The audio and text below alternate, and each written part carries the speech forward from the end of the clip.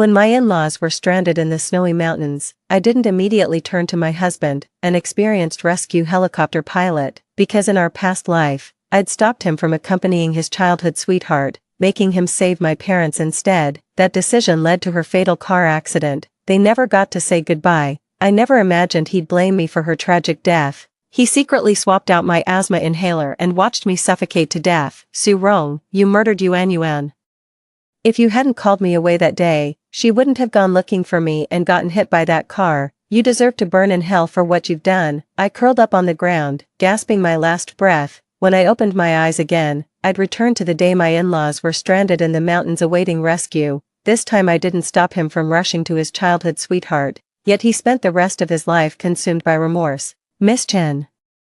Your in-laws were caught in an avalanche during their descent. We need helicopter rescue, and your husband Gu Feng is the most qualified candidate. The speaker was Wan Tao, president of the Mountaineering Association. At that moment, he gripped my shoulders tightly, his face etched with urgency. No amount of anxiety would help. I knew perfectly well that Gu Feng was the most qualified for this rescue mission. With him, success would be guaranteed, but right now, he's completely lost in Chen Yuanyuan's tender embrace, unwilling to snap out of it. This time, I won't be seeking Gu Feng's help, and his precious Chen Yuanyuan won't meet her end either. Recalling every little moment with Gu Feng from my past life, I can't help but feel like a complete fool. At our wedding, he vowed to love me forever, making me believe I was the happiest woman alive. But after Chen Yuanyuan returned from abroad, I accidentally saw them shopping together, spending tens of thousands in one go. When I confronted Gu Feng, he claimed Chen Yuanyuan was just like a sister to him. Foolishly, I believed him, and paid for that trust with my life. If I get another chance at life, I'll never make the same mistakes again. After dialing Gu Feng's number, I handed the phone to Wang Tao. Wang Tao shouted frantically, Gu Feng, get back here now. Your parents are trapped on the mountain after an avalanche. They'll freeze to death if we delay any longer. Gu Feng's groggy voice came through the receiver, sounding like he'd just woken up. Lao Wang, Su Rong's being hysterical and making a scene again, and you're just letting her run wild. My parents are seasoned mountaineers. They've been doing this for years without incident. Your lies are downright pathetic. Wang Tao roared in desperation. Who the hell is lying to you? This is life or death. Get your ass back here now. Suddenly, Chen Yuanyuan's honeyed voice came through the phone, so noisy.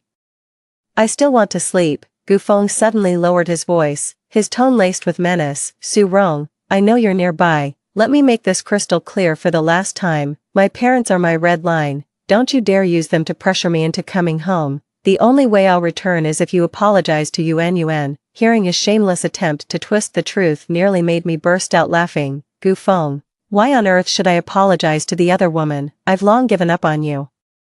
If it weren't for your parents being in danger, our next meeting would have been to sign divorce papers. This is my final warning. Your parents' lives depend on you. Perhaps because I'd always spoken to him softly before, my sudden firmness, Gu Feng's rebellious streak surfaced. Su Rong, your paranoid suspicions were bad enough, but now you're cursing my parents. So you want a divorce? Do you really mean it? Let's see how long you can keep up this cat and mouse game. With that, Gu Feng hung up the phone and didn't call back. I saw this coming from a mile away. In my past life, my in-laws stood up for me by forcing Gu Feng to cut ties with Chen Yuanyuan completely. They even scolded her on my behalf, treating me like their own daughter. That's why in this lifetime, I'll do everything in my power to save them, even if the odds are slim. Time is of the essence. If I can't reach Gu Feng, I'll turn to his close friend Shen He, deputy captain of the rescue team. Shen He was currently on leave at home. If he'd come willingly, there might still be a glimmer of hope for my in-laws. Sis-in-law, I know what you're about to say. Brother Feng just called me. My heart instantly sank. Something felt terribly wrong. What did he tell you? Shen He hesitated before speaking up. Sis, you've gone too far this time. How could you curse Brother Gu's parents? And now you're asking me to lie for you. Gu Feng and Chen Yuanyuan are ancient history. Take my advice, swallow your pride, apologize to Chen Yuanyuan, and everyone can move on happily. How could I forget? They're all cut from the same cloth, sticking together and covering for each other. So you're saying unless I apologize to Chen Yuanyuan, you won't help rescue Gu Feng's parents? Shen He grew visibly impatient as an unfamiliar woman whispered beside him. That definitely wasn't his wife's voice. Yeah, Feng and I are tight. I won't betray him. Stop wasting my time, I'm on vacation. Shen he hung up abruptly. If memory served, his trust fund wife was 5 months pregnant. Wang Tao knew delay wasn't an option. He urgently pulled 2 rookies from the rescue squad. Just then, my parents-in-law managed to reach us via faint radio signals from the snow-covered mountains. Through the crackling static, my father-in-law's desperate plea came in broken fragments. Son, send the helicopter now. Your mother and I are freezing to death up here. Gripping the walkie-talkie, I urged them to conserve energy and stay calm when suddenly the signal cut out. The Mountaineering Association reported another avalanche, with thicker snow making rescue efforts even more challenging. Driven by urgency to save lives, I boarded the helicopter with the rescue team heading for the snow-capped mountains. Pilot Li Sun regarded me with deep admiration. You've got real guts, sister. Coming personally to ensure your in-law's safety. Brother Gu is truly blessed to have married you. I forced a bitter smile inwardly while responding and keeping my eyes fixed on the rescue tracker. My in-laws treat me like their own daughter, so naturally I regard them as my parents. If anything happens to them, I'd never forgive myself. Just then, my mother-in-law's voice crackled through the emergency radio. Rong, your father-in-law is fading fast. I see your helicopter, come save us quickly. There was a sudden crackle before the signal cut out again, probably due to the thick snow layer disrupting transmission. Just as we reached the coordinates showing my in-law's location on radar, the helicopter abruptly changed course and began descending toward the mountain base. I demanded in confusion, Shaoli. What's going on? We're about to find my parents-in-law. If you turn back now, they'll die. Li Sun, who had been all smiles and admiration moments ago, suddenly darkened his expression. Listen sis, I never took you for this kind of person, going through all this trouble just to force your husband home. Fang's my mentor, he just called saying your in-laws are perfectly fine resting at home. I'm so furious I could hit someone. Why would I lie about something like this? Clenching my fists to control my rage, I forced myself to speak calmly to Li Sun. I'm not lying to you. The equipment reacted earlier, that proves they're really down there. We should. Before I could finish, Li Sun cut me off impatiently. How do I know you're not lying? Brother Feng is my mentor after all, he's legendary in the rescue team, everyone calls him brother, I wouldn't dare cross him. The terrified sobs of my in-laws came through the headset again. Rong. Why did I just see the helicopter fly away? What's going on? Are they abandoning us? I did my best to calm them down. No, Mom and Dad, I want to save you. Please hold on. With that, I immediately called Gu Feng, swallowing my pride. Gu Feng, I'm begging you, tell Li Sun to turn the plane around. Your parents will freeze to death in those mountains. Gu Feng sneered at me. How long are you going to keep up this act? You've mobilized so many resources, come back and prepare for jail time. He hung up before I could finish. Beneath the helicopter, the snow-capped mountains showed faint signs of another impending avalanche. I couldn't fathom how Gu Feng's parents would survive a third avalanche. They'd never imagined their beloved son would be the architect of their demise. The helicopter flew back to the mountain base. No matter how hard I pleaded, Li Sun refused to turn around or attempt a rescue. My legs turned to jelly when I stepped off the helicopter. My mind was racing with rescue plans. When Chairman Wang Tao saw I'd returned alone, he mistakenly assumed the rescue had failed and comforted me with a pat on the shoulder. Su Rong, you've done all you could. As for that heartless Gu Feng, divorce him already. That kind of man is beyond redemption. I just hope your in-laws can make it through tonight. I waited until midnight when the avalanche risk had passed. Then paid top dollar to hire local guides and sled dogs to take me into the mountains. The local guide said in broken Mandarin, we agreed if things look bad, we turn back immediately. I nodded in agreement, praying we'd find my in-laws soon. Following our guide into the vast snow-covered mountains, the temperature plunged to minus double digits. Blinding snowstorms erased all sense of direction, wrapping me in profound despair. After grueling effort to reach the mountainside, the guide released a sled dog. 10 agonizing minutes later, we finally detected movement. I found my parents-in-law sheltered in a rocky crevice. My father-in-law had frozen to death, his climbing gear encased in thick ice. My mother-in-law clung to faint consciousness, but her life was clearly fading. I quickly loaded both of them onto the sled and raced down the mountain at full speed, not wanting to waste any rescue time. I dialed 120 while simultaneously shaking Grandma awake. Don't you dare fall asleep, Grandma. We'll be home soon. You're not going to die. Pale as death, Grandma clutched my hand with sudden, unnatural strength. Rong, you've done more than enough. that blind fool Gu Feng actually fell for that vixen Qin Yuanyuan. Don't worry, we've transferred all our assets to your name, use them to build a good life. Tears streamed down my face as I prayed to heaven not to take my mother-in-law away. Mom, hold on. I swear I'll get Gu Feng here to see you one last time, just hold on. I kept calling Gu Feng relentlessly, and on the 10th try, he finally picked up. Gu Feng, your mother's dying, get to the rescue base now. Mom, say something to Gu Feng. The elderly woman mustered her last strength to call out, Gu Feng. Gu Feng exploded with rage. Mom, I know you favor Su Rong, but teaming up with her to trick me, fine, you want to die so badly, then go ahead and die. How many times must I say it? All I need is apologies from Su Rong and Yuanyuan, then I'll come home. The cruel words shattered the old woman's remaining will to live. At the mountain's base, the ambulance transported the elderly couple's remains to the hospital morgue for storage. Li Sun turned deathly pale upon seeing Gu Feng's parents' corpses, frantically video calling him with an angle that clearly showed his in-laws' bodies. Feng, come home now. Your wife wasn't lying, your parents, they're really gone. Li Sun. You've forgotten who trained you, still want your damn job on the rescue team. Gu Feng yelled at Li Sun over the phone, completely ignoring the corpse in the video. I snatched Li Sun's phone and shouted at him, I'm having mom and dad cremated in 3 days. Gu Feng roared, don't think just because my parents favor you and play along with your charade that you can manipulate me. I swear if you dare cremate them, I'll eat their ashes right in front of you. From that day on, I never contacted Gu Feng again. The cremation arrangements for my in-laws became my sole responsibility. Carrying my in-laws' ashes home, I opened the door to find Gu Feng massaging Qin Yuanyuan's feet, dressed in a seductive lace nightgown that accentuated her curves. Qin moaned suggestively during the foot rub, the kind of sounds that'd make anyone think something indecent was happening. Gu Feng guiltily withdrew his hands when he saw me. He started to explain, then remembered our recent fights and turned ice cold instead. Clutching the urn, I sneered, no need to be so eager, Miss Chen, must you parade your charms here before we're even divorced? Qin Yuanyuan's eyes instantly welled up with tears as she protested pitifully, sis-in-law, it's not what you think, I've been having trouble sleeping, and brother Feng offered to give me foot massage. Gu Feng snorted coldly, Yuanyuan, there's no need to explain yourself to her.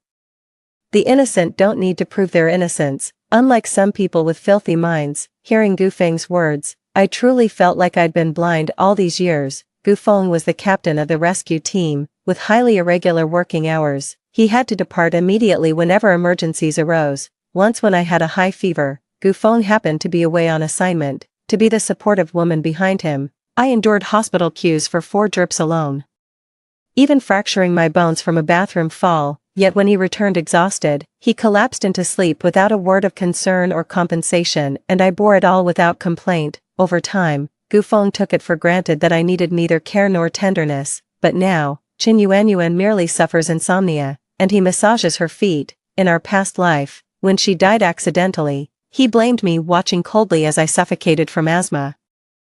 This recurring nightmare across lifetimes sends stabbing pains through my chest, tears burning behind my eyelids. Qin Yuanyuan always took pleasure in my misery, and now she was adding fuel to the fire. Brother Feng, I think I'd better go back. I'm terrified of getting beaten like last time. That reminder made Gu Feng bring up apologies again. He grabbed my arm, causing the urn in my embrace to fall, scattering white ashes across the living room floor. Only then did Gu Feng notice, sneering.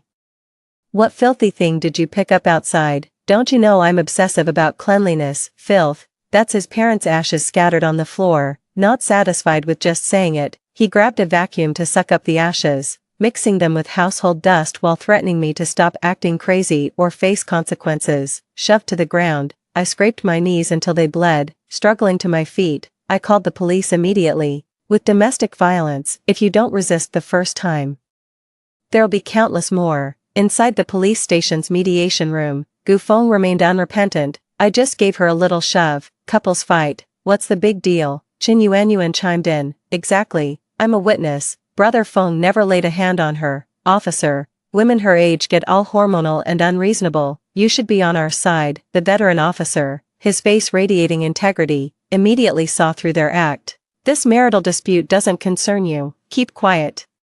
Qin Yuanyuan got put in her place and became much more subdued. Shortly afterward, a lawyer entered, the estate attorney hired by the deceased parents-in-law, now present to read the will. should we spouses face life-threatening danger or critical illness, if both our son and daughter-in-law provide joint care, our assets shall be shared between them. However, if only our daughter-in-law Chen Rong assumes responsibility, all 10 properties under our names shall be transferred solely to her. After hearing the will read aloud, Gu Feng and Chen Yuanyuan stood utterly dumbfounded. Furious, Gu Feng attempted to snatch and destroy the will. When thwarted, he pointed at the lawyer and erupted, "This damn will is a scam. You and Chen Rong conspired to swindle my parents' money. Think I'm some gullible idiot? I'm calling my folks right now. We'll settle this face to face." His calls went unanswered, suddenly struck by a thought. He dialed old Wang, president of the Mountaineering Association. "Wang, did my parents go climbing again?" "Put them on the phone." Old Wang exploded over the phone. "You goddamn bastard. Now you remember asking about your parents. They froze to death in an avalanche up in the mountains. When we needed you to pilot that rescue chopper, where were you? Not only did you bail, you even stopped others from joining the search. How could your parents raise such an ungrateful wretch?" Though Gu Feng kept saying he didn't believe it. His lips were already turning pale and trembling. "I don't buy this crap. Are my parents standing right there telling you what to say?" "Put them on the phone. I want to ask why they'd give all their assets to that outsider Chen Rong." Old Wang wasn't having any of it. After delivering his scathing tirade, he slammed the phone down. Calmly, I pulled out 2 death certificates from my bag, where the cause of death glared back at me. 5 chilling words. "Death by hypothermia." "Open your damn eyes and look. These are your parents' death certificates. They're dead, because of you." Gu Feng's hands trembled as he picked up the certificates, muttering, "No, this can't be. How could my parents be gone?" He scrutinized the death certificates over and over, desperate to find any flaw. Before I could fully process everything, I pulled out the cremation records from the funeral home. "These are Mom and Dad's cremation documents. I notified you beforehand, you chose not to come." Gu Feng's legs gave way completely. He collapsed to his knees with a thud, as if his soul had been ripped out, too stunned even to cry. After a long pause, he finally lifted his head slowly and asked bitterly, "If they were cremated, where are their ashes?" I sneered, "You vacuumed up their ashes long ago and called it dust." Gu Feng was thunderstruck. "What did you say? That white powder was my parents'? Impossible. Chen Rong, why didn't you come to me immediately when my parents died?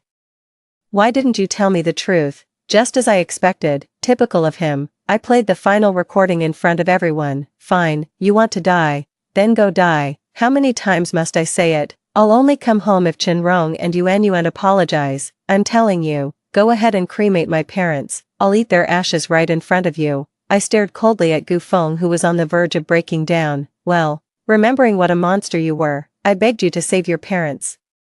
But you left them to die. The last thing you told your mother was to drop dead." "Gu Feng, they left the house to me because they knew their own son was less reliable than his wife." Gu Feng was utterly speechless, collapsing to his knees in anguished sobs. Seeing this scene unfold, Chen Yuanyuan tried to slip away unnoticed, but I blocked her path. I remember Gu Feng mentioning he'd called home earlier, saying my mother-in-law was cooking ribs. I wonder who actually made that call. Chen Yuanyuan guiltily avoided my gaze, beads of sweat forming on her forehead. "I don't know what you're talking about. I need to use the restroom." Gu Feng grabbed Chen Yuanyuan's arm, his voice trembling with rage. "I was the one who told you to make that confirmation call. You swore Mom was cooking ribs at home. Were you lying to me?" Struggling in vain, Chen Yuanyuan put on a pitiful act. "Feng, I did call, but no one answered. It was dinner time. I figured Auntie must have been cooking. I was just thinking of you. Didn't want you to worry." Gu Feng broke down sobbing. "After everything I've done for you, gave you my heart and soul, you lied to me and got my parents killed." Brazenly twisting the truth, Chen Yuanyuan insisted, "You're confused. Feng, neither you nor I killed your parents. It was Chen Rong. If not for her, why would they send you when there were so many rescuers?" She deliberately stalled. "Those 10 properties wouldn't be hers otherwise. Getting them back is what matters now." Gu Feng raised his hand to strike. Chen Yuanyuan suddenly clutched her stomach and screamed, "I'm pregnant. It's your child." Gu Feng froze mid-action, instinctively glancing at me before stammering, "It only happened once with her. I swear I don't know how she got pregnant." Though Gu Feng had always vehemently denied such possibilities, I'd seen this coming. Yet hearing the confession aloud still sent a dull ache through my chest. After 3 years of marriage with Gu Feng, our inability to conceive remained an unspoken wound between us. Whenever Gu Feng saw other people's children outdoors, he couldn't resist picking them up for a cuddle.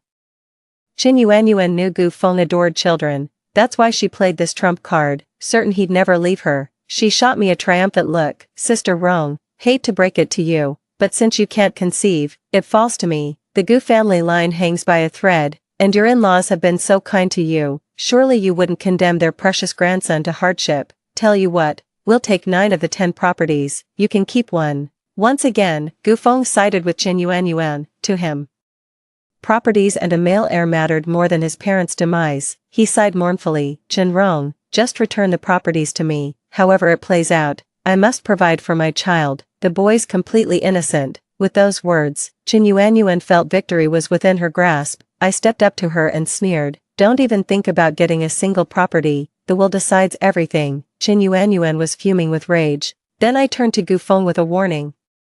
I've got solid evidence of your domestic violence and infidelity, take this to court, and you'll lose half your last property and savings. I can play this game longer than you, just try me. Gu Feng's conflicted gaze gave me the illusion he still wanted to keep ties dangling. Rong, must you be so heartless? I declared resolutely, yes, absolutely, if you refuse the divorce, I'll sue repeatedly until the court grants it. After the police station debacle, Gu Feng still refused divorce. While Qin Yuanyuan kept bombarding me with demands to return the property, Qin Yuanyuan even showed up at my workplace, making a scene and throwing tantrums. Qin Rong, if you don't hand over the house today, I won't let you work. I'll email your boss accusing you of scheming to kill your in-laws and seize their property. Let everyone see your true colors. With that, Qin Yuanyuan provocatively bumped me with her visibly pregnant belly, wearing a smug grin, thinking of hitting me.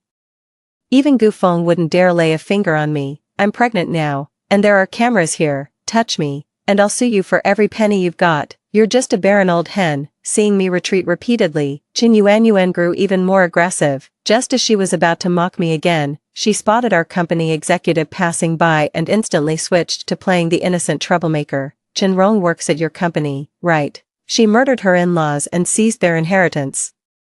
How can you keep such trash employed? Fire her immediately, or I'll protest outside your office every single day. The executive remained expressionless but smiled at me. Oh Xiao Chen, coming in late today is perfectly fine. I heard about your family situation. You absolutely could have taken leave. Please take care of yourself. After a stunned pause, Qin Yuanyuan exploded. Your employee has no morals. Why are you protecting her? Did she sleep with you? Is that why you're covering for her?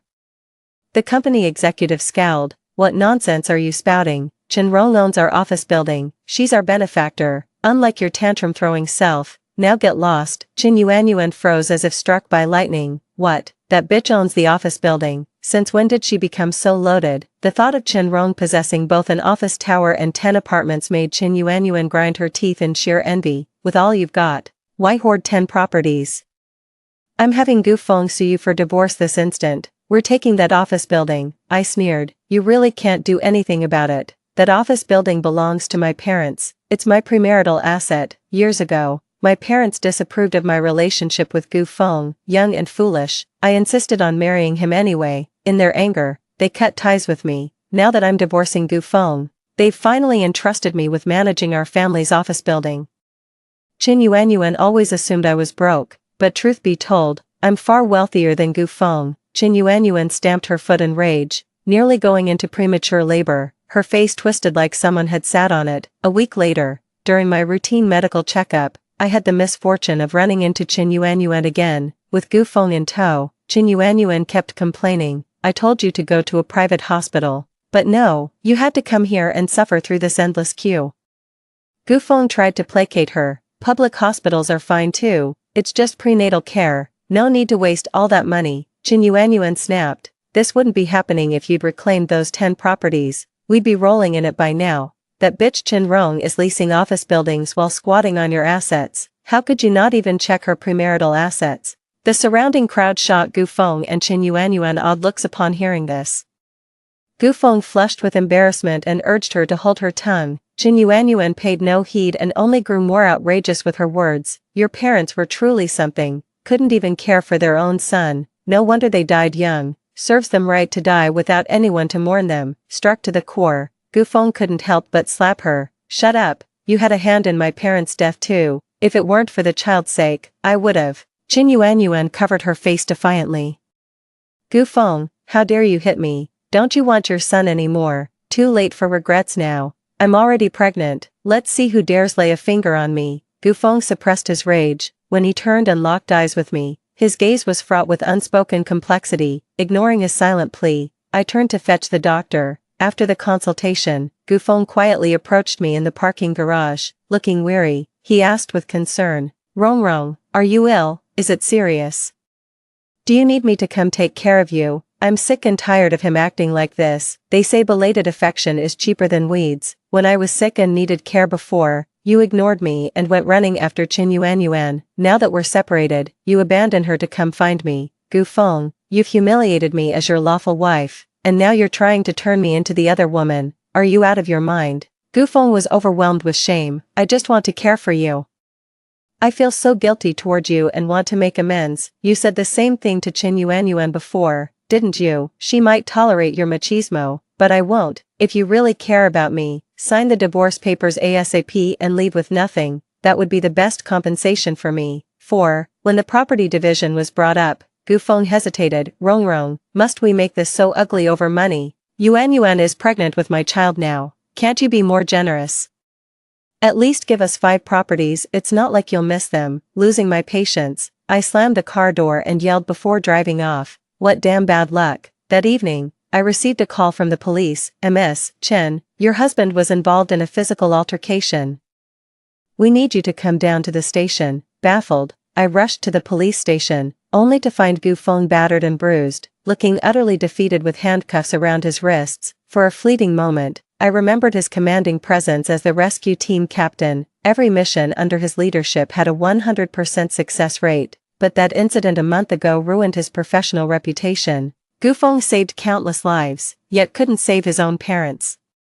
The officer handling the case explained the whole sequence of events. Turns out Gu Feng discovered Qin Yuanyuan's affair. The child she carried wasn't his. In a fit of rage, her lover exposed Gu Feng's infertility condition. The two men brawled, leaving Qin Yuan's lover severely injured. Now he's demanding compensation from Gu Feng. Qin Yuan kept provoking. Every child deserves love. Why can't you turn a blind eye? You used to believe everything I said.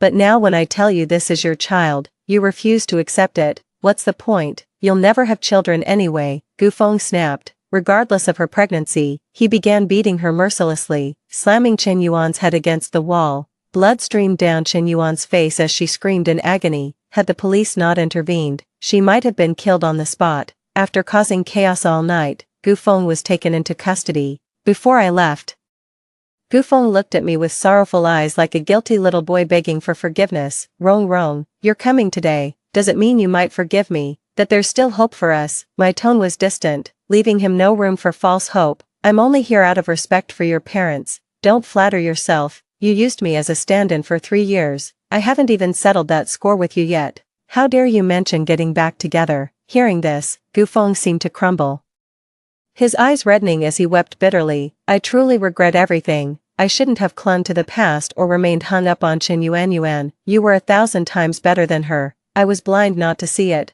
I don't know if you'll believe me, but I only slept with Qin Yuanyuan once, and it was when I was drunk. I regretted it instantly and lived in terror of you finding out. Rong, I feel like an orphan now. Back when my parents were around and you cooked for me. No matter how wild I played, someone always called me home. Now I've lost everything. Gu Feng spoke these words before dropping to his knees with a thud, grasping my hands with desperate sincerity. Rong, for our deceased parents' sake, please give me one more chance. I'll sign over my last property and all my savings to you. I just want our old life back. I'll spend the rest of my days making amends. I pulled my hands free and took several steps back to create distance. Even your own parents are utterly disappointed in you. Who else in this world would ever trust you? Gu Feng, you've lost your home, your parents are gone, your childhood sweetheart betrayed you, and now you remember me, expecting me to come crawling back. Do I look like some pathetic fool to you? There's one more thing I came here for today, to deliver these divorce papers. Sign them, now. I pulled the documents and pen from my bag and hurled them at his face, just as heartlessly as he'd once treated me. Gu Feng shut his eyes, 2 wretched trails of tears rolling down his pathetic face. He gingerly picked up the divorce papers from the floor, muttering to himself, I deserved this fate, abandoned by my parents, rejected by my devoted wife. Gu Feng is nothing but a beast. In the end, Gu Feng signed the divorce papers on his knees, the moment the ink dried. He became a hollow shell of a man, swaying unsteadily like a walking corpse. One late night, I abruptly received a call from an unknown number. Qin Yuanyuan's desperate cries for help pierced through the receiver. Sister Qinrong, I was wrong. I never should have been the other woman, provoking you and wrecking your marriage. Lying about your in-laws' cooking was unforgivable. I'm vile, shameless trash who knew exactly what I was doing. Please, beg Gu Feng to let me go. I just want to live. Qin Yuanyuan's words were cut short by a blood-curdling scream through the phone before the line went dead. Half asleep, I didn't think much of it until Li Sun's call woke me the next morning. Sister Rong, Brother Feng killed Qin Yuanyuan and got arrested. He's asking to see you one last time. Could you? No. I cut Li Sun off mid-sentence and continued. You know exactly how he abandoned his own parents in their time of need. I divorced that scumbag now. Whatever he's done has nothing to do with me. A year later, Gu Feng was sentenced to death for intentional homicide. When visiting my uncle and aunt's graves, I shared this news with them, hoping Gu Feng would finally learn filial piety in the afterlife. That night, I dreamed of my late in-laws whipping Gu Feng with bamboo rods. You ungrateful wretch, abandoning your devoted wife, leaving your parents to die. I'll beat you to death, you vile traitor. How could your father and I have spawned such a beast? I'll thrash the soul right out of you. Story 2. When Lu Jincheng was blinded by a car while saving his beloved, his friends and family gradually abandoned him. Only I stayed by his side, devoting 6 years to pulling him out of the abyss, only to overhear on the day I found out I was pregnant, his brother questioning him about secretly marrying Bai Yuiguang while still being with me, holding a cigarette casually in his hand. Lu Jincheng replied indifferently, Su Wanyue is easy to deceive. As long as you all keep quiet, she will never find out. At that moment, I felt like my 6 years of dedication had turned into a joke. When I received the pregnancy report from the doctor, Lu Jincheng had disappeared. Eager to share the good news with him, I searched everywhere, only to accidentally find him chatting with his brother on the rooftop. His brother was saying, back when you were blinded in the accident and gave up on yourself, it was Su Wanyue who stayed by your side and helped you through the tough times, gradually getting you back on track, yet you secretly married Jiang Xian without telling her. Aren't you afraid of how hurt she'll be when she finds out? My heart skipped a beat, and I instinctively withdrew the step I was about to take, doubting whether I had heard wrong. After all, Lu Jincheng and I had just celebrated our first wedding anniversary, and I had just successfully conceived. However, after a brief silence, Lu Jincheng spoke nonchalantly, don't worry, I won't let Wanyue find out. How long do you think you can keep this a secret? His brother seemed not to support his actions. Ah Chen, when you went blind trying to save Jiang Xian in that accident, she didn't even offer a greeting and left you at your most painful moment to go abroad with another man. What about this woman makes her so indispensable to marry? Xin didn't do it on purpose, Lu Jincheng suddenly interjected softly, his tone tinged with bitterness. She had her difficulties. If it weren't for me, her parents wouldn't have forced her to go abroad with another man. I promised to marry her and I won't go back on my word. As for Wanyue, she's very naive, very easy to deceive. As long as you don't tell her, she'll never find out the marriage certificate is fake. I'll treat her well in the future, I'll make it up to her. I couldn't listen any more to what they said next. Under the setting sun, Lu Jincheng remained as upright and handsome as ever, elegant and distinguished, yet a stranger from beginning to end. Just an hour ago, he was still tenderly holding my waist, hoping that my recent poor appetite was due to pregnancy, hoping that I could bear him a child. Now he was saying our marriage certificate was fake. I clenched the pregnancy report in my trembling hands, feeling weak all over. My mind buzzing with noise, unaware of when it started. The sky began pouring rain. I walked aimlessly in the rain, feeling the cold of summer for the first time. My body was numb with chill, and my lower abdomen hurt so much that I lost sensation. I am an orphan, having faced cold stares and bullying since childhood. In my first year of high school, when I was cornered and bullied by a group of girls in an alley, it was the passing Lu Jincheng who rescued me. He was young and still a stranger back then, yet he was like a beam of light illuminating my entire future. In that moment, I secretly harbored a crush on him, becoming just another girl among the many who admired him. I was fully aware of the gulf between us, and I also heard about a girl he liked named Jiang Xian. For years, I dared not hope for more. nor did I ever disturb him, until 6 years ago. When I accidentally learned of his accident and heard from friends how he couldn't accept his blindness, locking himself in his room day and night, smoking and drinking, alienating not just friends but also family, even his own parents had given up on him. When I saw him in the other garden, he was slumped on the damp, cold floor, utterly broken. He threw things at me, cursed me, and tried to drive me away, just as he did with others, but I didn't back down. He had once brought light into my life, and I was determined to return that light to him, to help him escape from that cold, damp place. Perhaps it was my sincerity and resilience that moved him. From his initial strong resistance, he gradually adapted and began to recover, slowly emerging from his low point. Our relationship warmed over days and nights spent together. The day he was wheeled into the surgery room, he was visibly moved and grabbed my hand. Yeah, once my eyes are better, let's get married, okay. With tears in my eyes, I nodded. Whether your eyes get better or not, we'll get married. The surgery was a success, his eyes regained their sight, and he didn't break his promise. He immediately took me to get our marriage certificate. Aside from being somewhat absent-minded that day, I didn't notice anything unusual. Over the past 6 years, I had been with him through his lowest points, helped him out of difficulties, and accompanied him as he climbed back to the peak of his life. In the end, it was all overshadowed by a mere glance at the past. Returning to the Banchon villa, as I stepped inside, Mrs. Liu sat on the sofa as she often did, her well-maintained face wearing its usual disdain upon seeing me. Before she could speak, I took the initiative. Mrs. Liu, I accept your terms. Mrs. Liu had never looked favorably upon me, nor had she accepted me, an orphan, as a suitable daughter-in-law for the Liu family. Throughout this year, I endured her public and private humiliations, her threats and temptations, all with a smile, because I loved Jinchen Liu. I didn't want to cause any conflict between him and Mrs. Liu. What did you say? You agree to take 50 million and leave the Liu family? Mrs. Liu looked incredulous. Yes, I agree. 6 years of youth traded for deceit. I saw no reason to stay. Mrs. Liu's furrowed brow relaxed, her relief mixed with scorn. Suyue, at least you have some sense, since you've made up your mind. I'll transfer the money to your account tomorrow. I hope you can leave Jiangqing within a month. No need for a month. If I expedite the paperwork, 20 days will be enough. After Mrs. Liu left, I went back to my room and took a hot bath. When I emerged, I received a call from Jinchen Liu. He was as gentle as ever. Honey, why did you go back alone? Did you get the medical report? The doctor said it's nothing serious. So I came back first, touching my abdomen, which had been in pain all night. I tried to suppress my sadness. That's good. Jinchen Liu didn't notice anything was off. Honey, there's an urgent matter at the company. I might need to go on a business trip for a few days. Okay, take care. Also, I placed our anniversary gift on the bedside table. Let me know if you like it. Okay, honey, I love you. Rest early. Jinchen Liu. How could he sound so tender and loving when telling lies? I wiped away my tears, looking at the velvet box on the table. He didn't mention it, and I almost forgot.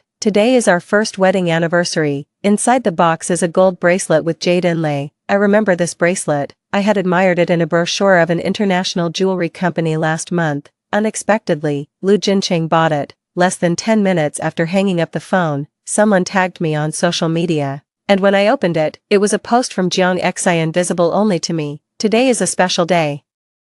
We got married. Photo 1, a blurred marriage certificate showing only the surnames. Photo 2, 2 hands wearing wedding rings tightly held together. Photo 3, a gold bracelet with jade inlay just like mine, marked as wedding gift. Turns out, Liu Jincheng didn't just buy one of these bracelets. Turns out today is their wedding day. Numbly, I liked the post, took a screenshot, and logged out of WeChat. The second day Liu Jincheng was on a business trip, I turned on my phone, found myself tagged in social media again. This time it was just one photo, a distinguished man standing at the kitchen island carefully making breakfast, his familiar upright figure. Caption, my husband, tired from working all night, still got up early to make me breakfast. I'm so lucky. I never knew Liu Jincheng could cook, yet in all these years, he never even boiled noodles for me. Turns out there's a difference between true love and feigned love. I followed the routine, liked the post, took a screenshot, and logged out of WeChat. Then I left the house, went to the hospital I had booked in advance for an abortion.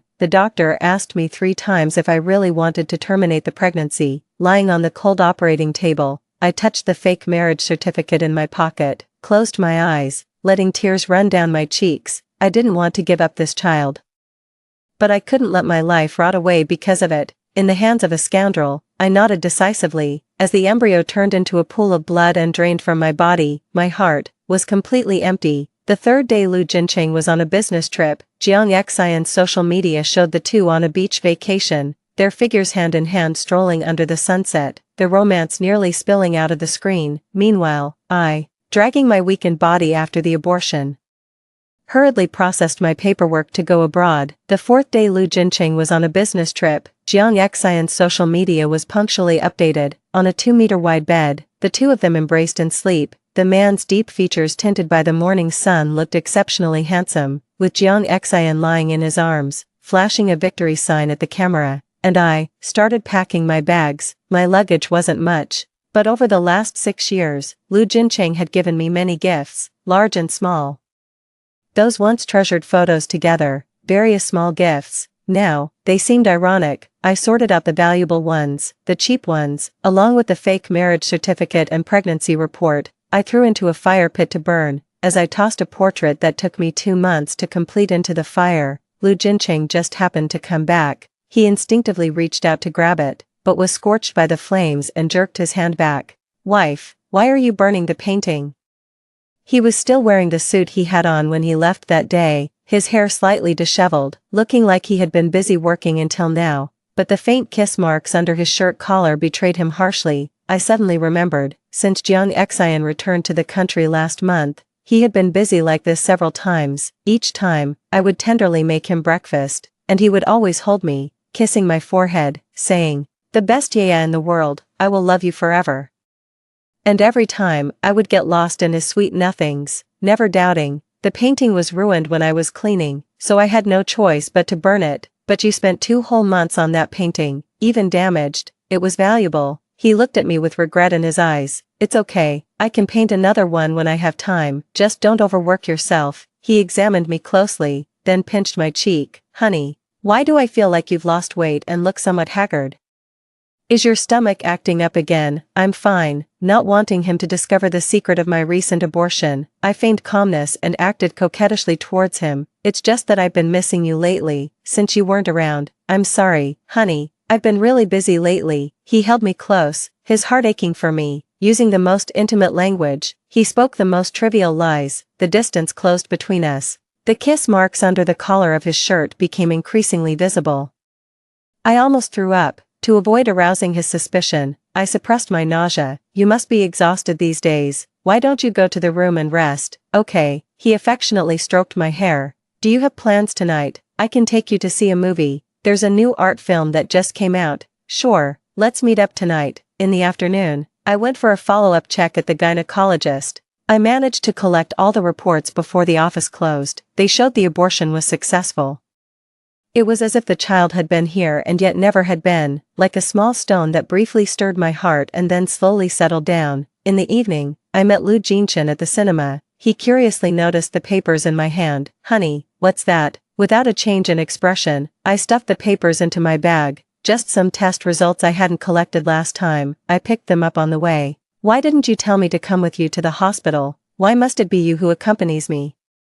After all, you won't be in my future." "Because you've been too busy and tired recently." I smiled at him. Lu Jinchen sighed softly and embraced me lovingly. "Honey, I've indeed been busy with work, but I'll always make time for you whenever you need me." I stiffened in his embrace. A cold laugh spread from the depths of my heart. Whether he was busy with work or busy spending a honeymoon with his old flame, only he knew for sure. In the past, when he spoke such sweet nothings, I would have immediately hugged him tightly, kissed him, and told him I wanted to be with him forever. But today, "Ah Chen, Mrs. Lu, what a coincidence." Suddenly, a playful voice came from behind. I turned around. There stood Jiang Xian, not far away, wearing a deep V-neck red dress and her chestnut curly hair softly cascading around her, looking sexy and beautiful in the crowd. She looked at me, a smile in her eyes, but with a barely noticeable provocation hidden within. "A month ago, I met her once at Lu Corporation. At that time, I didn't know her purpose for returning to the country,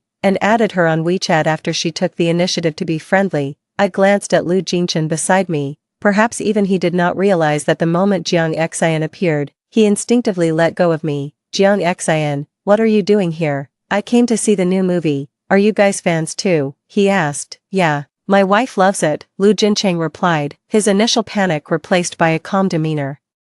Emphasizing the word wife to subtly warn Jiang Xian not to play with fire, Jiang Xian's face visibly paled, and she bit her lip. I'm really envious of Mrs. Lu, having her husband accompany her to the movies. You'll have that too, someday. Lu Jincheng avoided her gaze, pretending they were no longer close. Then he affectionately said to me, wife, let's go inside. I nodded, under the dim lights. Jiang Xian's face turned even paler, not long after the movie started. Lu Jincheng's phone began to light up continuously. He glanced at it and then dismissed the call. I pretended not to notice and continued to focus on the movie until he excused himself to go to the restroom. Only then did I take my eyes off the big screen and pick up my phone, just in time to see a message from Jiang Xian. Mrs. Lu, what's so good about a movie? Why not come to the restroom, and I'll show you something explosive. I went as she suggested. Arriving at the restroom at the end of the mall, a deep warning voice echoed from a stall. How many times have I told you not to show up in front of Su Wanyue? Why not? She's just a home wrecker, a mistress, while I am your rightful wife. Jiang Xian protested. Shut up. Wanyue is not a mistress. Everyone in the circle knows she went to that garden to look after you just to climb up the social ladder. And you're the only one protecting her. Jiang Xian, have you forgotten our agreement?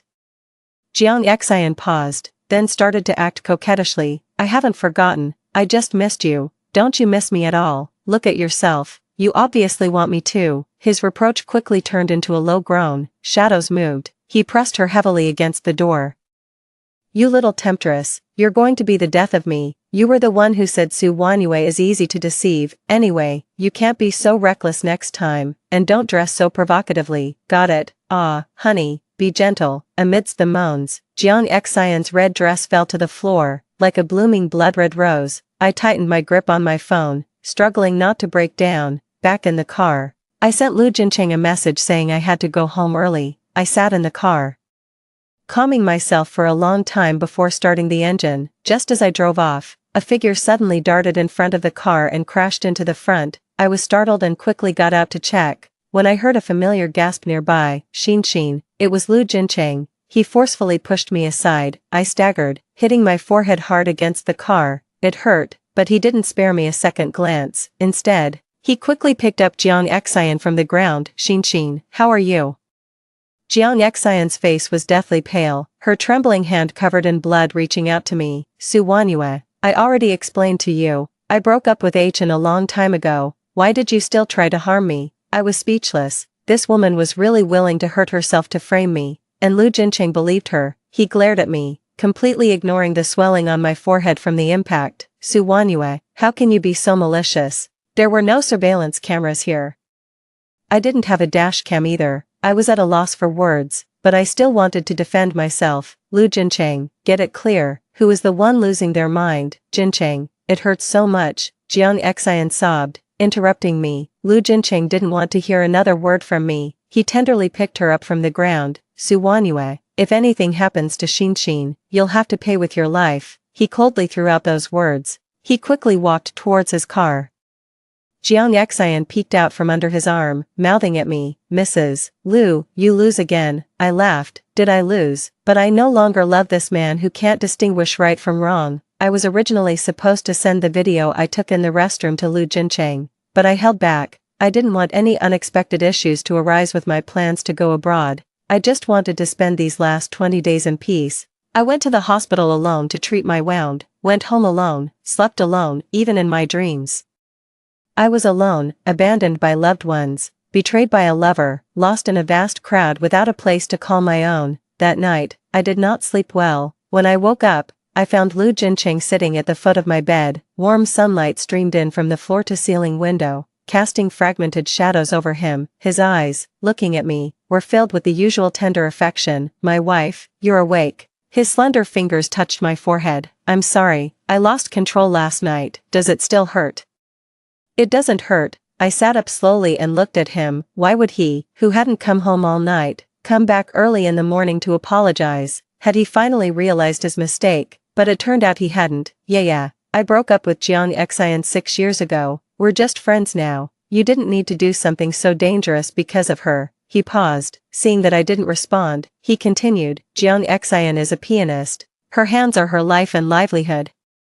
And now they're injured because of your impulsive act. So, he still believed Jiang Xian's words, still thought I had intentionally bumped into her. In his heart, I was that vile and despicable. My hands clenched tightly under the blanket. I stared at him steadily. So, what now? He stumbled over my question, his gaze shifting slightly. So, I hope you can apologize to her, and we can put this behind us. He wanted me to apologize to that woman. I almost laughed out of anger. Did she ask for this? Lu Jincheng fell silent. Silence meant consent. It seemed Jiang Xian was deliberately provoking me. Yeah, I know you did it because you love me too much, but, Lu Jincheng, I cut him off lightly. Let me ask you, do you really understand me as a person? What do you mean? Do you really believe that I intentionally bumped into her? Yeah, nobody jokes with their own life. He frowned. He didn't believe me at all. In that case, there was nothing more I could explain. Lu Jincheng. I'll say it again, I didn't intentionally bump into her, and I won't apologize. You should leave, Su Wanyue. He called out my full name with a heavy tone. The last time he used my full name was when he was blinded. He pushed me away in panic, curling up and saying, Su Wanyue, everyone else has abandoned me. Can you please not care about me too? I stumbled and fell to the ground. It hurt so much, but I didn't back down. I crawled over and grabbed his hands, pounding on himself, firmly saying, unless your eyes are healed, I will never abandon you. He suddenly hugged me tightly, crying. He promised never to get angry with me again, but today, he lost his temper over another woman. Realizing he had lost his composure, his expression softened, and he pulled me into his embrace. Sorry, honey, I didn't mean to snap at you. I lost control for a moment. If you don't want to apologize, just rest for now. He then gently kissed my forehead. Are you hungry, dear? I'll ask Sister Chen to cook something for you. Sister Chen is quite a good cook, but as I ate, the food tasted bland, as if I was chewing wax. I ate a little and then made an excuse to go back to my room to rest. In the afternoon, Lu Jincheng thoughtfully brought me a glass of milk. Honey, you didn't eat much at noon. Have some milk. Thank you. I took the milk and drank it quietly. Lu Jincheng watched me finish drinking, looking like he had something to say but hesitated.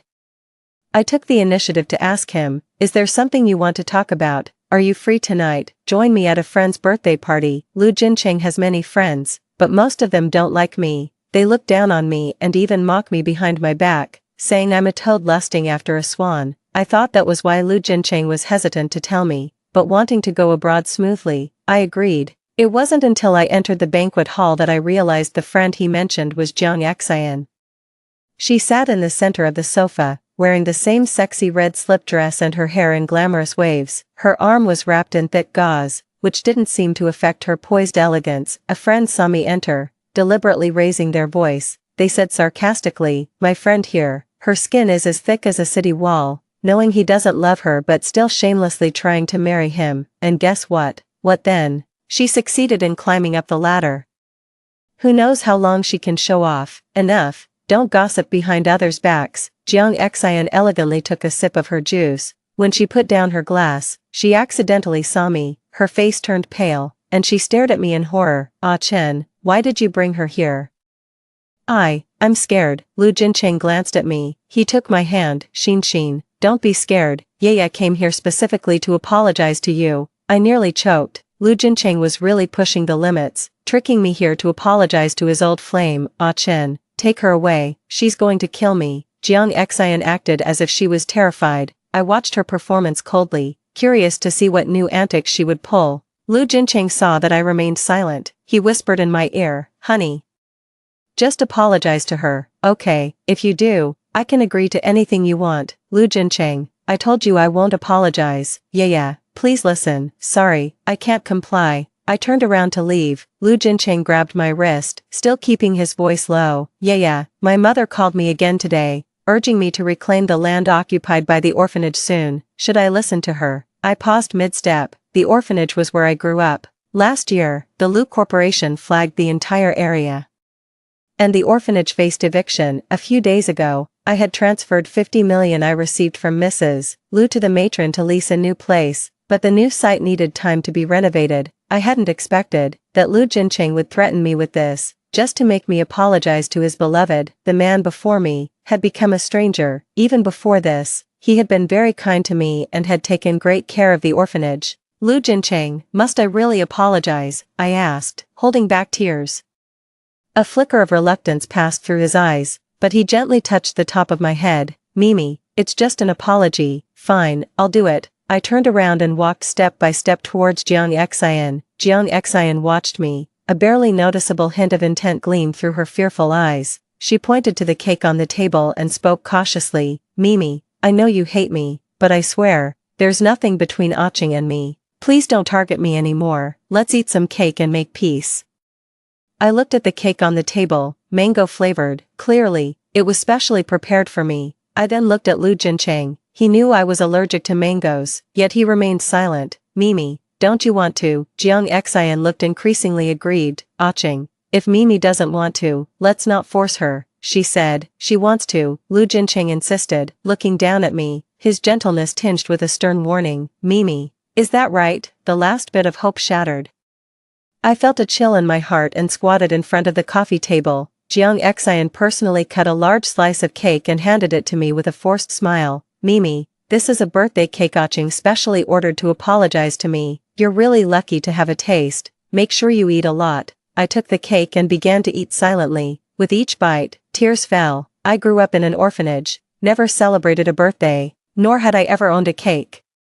The first time I had cake was the day Lu Jincheng regained his sight. He had champagne and cake delivered to celebrate. The cake was exquisitely made. Unable to wait, I greedily scooped a small piece and ate it. Minutes later, I began to breathe rapidly and then fainted. Lu Jincheng was terrified. He carried me out of the villa, urging the driver to hurry, his eyes red as he begged me to hold on. I was in pain, but I could clearly feel his tears falling on my cheeks. Back then, he truly loved me and was scared something would happen to me. But today, despite knowing I was allergic to mangoes, he allowed his beloved Jiang Xian to trouble me, forcing me to eat the cake. In his heart, making Jiang Xian happy was more important than my life. Angry and tearful, I stuffed large bites of the cake into my mouth. After finishing one piece, I started on the second, then the third. Under the watchful eyes of everyone, I had almost eaten half of the entire cake.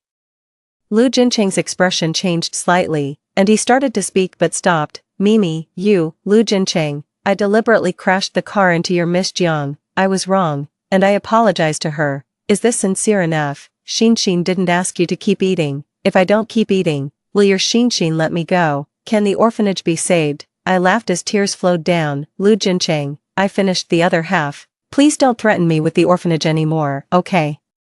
Lu Jincheng was at a loss for words. I tightened my grip on the spoon and continued to eat voraciously. Enough. Lu Jincheng could no longer bear it and knocked the spoon from my hand. Su Wanyue, if you want to apologize, do it properly, don't pull these stunts. He was very strong. I fell to the ground. It didn't hurt, but my breathing became rapid, and a familiar feeling of suffocation surged towards me. I supported myself on the coffee table, trying to stand up from the ground.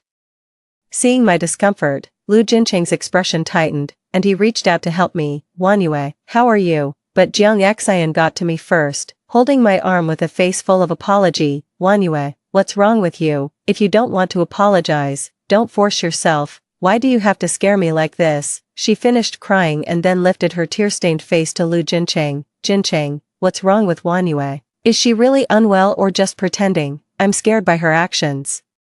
Her fingers, wrapped around my arm, pinched into my flesh deliberately. I struggled to shake her off, but she deliberately sat down hard on the floor, hitting the table leg with her bandaged hand. Ah, she cradled her hand, her face painfully contorted. Wanyue, why did you push me? My hand, Xin, Lu Jincheng's hand, initially extended toward me, ultimately turned towards her. He pulled her into his embrace. Jiang Xian looked up at him with tears in her eyes. My injury.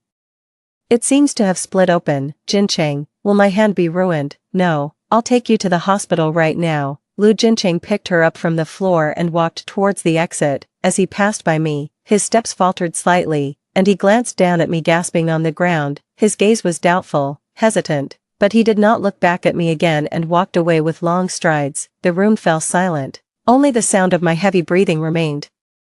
As I shivered and reached out for my phone to seek help, the crowd started to buzz. Cold discussions filled the air. Lu Jincheng has left. Who is she performing for now? She's been acting for so many years, must be a habit by now. Honestly, I'm quite envious of her. If only I had known, I would have gone to the Lu family estate to play a submissive role. Maybe I'd be Mrs. Lu by now. Forget it. Only girls from humble backgrounds can endure such a demeaning life. I really want to see how low she can stoop. My consciousness began to blur. The last thing I heard was women's malicious mockery. I finally believed, a marriage not favored by others is unlikely to be happy. I had that dream again. The dream where I was abandoned by everyone, only this time, I wasn't panicking nor aimlessly looking for a place to belong. My heart grew cold, and I no longer thought about relying on others. No one's life has to be lived with someone else. Half asleep and half awake, I faintly heard Lu Jincheng's voice, cold yet anxious. What exactly is wrong with Wanyue? Why hasn't she woken up yet? President Lu, rest assured, Mrs. Lu has basically come back from the brink. She'll wake up soon. Don't lie to me. You have my word. The doctor spoke in a pleasing tone. After he left, Lu Jincheng gently took my hand in his, moving my fingers across his stubbled chin. Yeah, please wake up soon. Don't scare me. His voice was tender, as if I were the only love of his life, irreplaceable. If it weren't for Jiang Xian, I might have been deceived again. I slowly opened my eyes. He was overjoyed, gripping my hand even tighter, but his joy soon turned to regret. My wife, you're finally awake. I'm sorry. I didn't mean to force you to apologize to Jiang Xian. I was just afraid that if you didn't, she might sue you. I didn't realize your mango allergy was so severe. I shouldn't have let you eat that cake. I gave a bitter smile. He wasn't unaware. It's just that Jiang Xian's moods mattered to him more than my life. The truth was in my heart. I couldn't be bothered to argue with him or listen to his insincere excuses. Amid his endless apologies, I calmly said, "Husband, I would also like a birthday party. Is that okay?" Lu Jincheng was taken aback, quickly nodding his head. "Of course, my wife. You can have as big a birthday party as you want. I don't need it to be big, but I want it to be at the other manor." "Why do you want it at the other manor?" He kissed my fingers. "My wife, we could choose a better location, like a private vineyard or a private island, but I just want it at the other manor." I met his concerned gaze. "Husband, the other manor is where our love blossomed and bore fruit. It holds extraordinary significance for me." Lu Jincheng fell silent. His eyes cast downward, hiding a trace of guilt. After a moment, he looked up. "All right, then let's have it at the other manor." "Thank you." Since the other manor was where our relationship was confirmed, it should naturally be the place where we part. Let it be a formal farewell. The other manor isn't big and its location isn't great, which is why it became the place where the Lu family discarded Lu Jincheng, deemed useless. Yet this place with no apparent advantages caught Jiang Xian's eye. Nothing has changed here. It's full of memories, everywhere reminding me of how Lu Jincheng and I grew together and loved each other. However, the wedding photo of Lu Jincheng and me on the bedroom wall had been replaced at some point with a campus oil painting. The two figures stretched by the setting sun in the painting were clearly Lu Jincheng and Jiang Xian. Seeing me watching the painting expressionlessly, Lu Jincheng looked somewhat guilty. "My wife.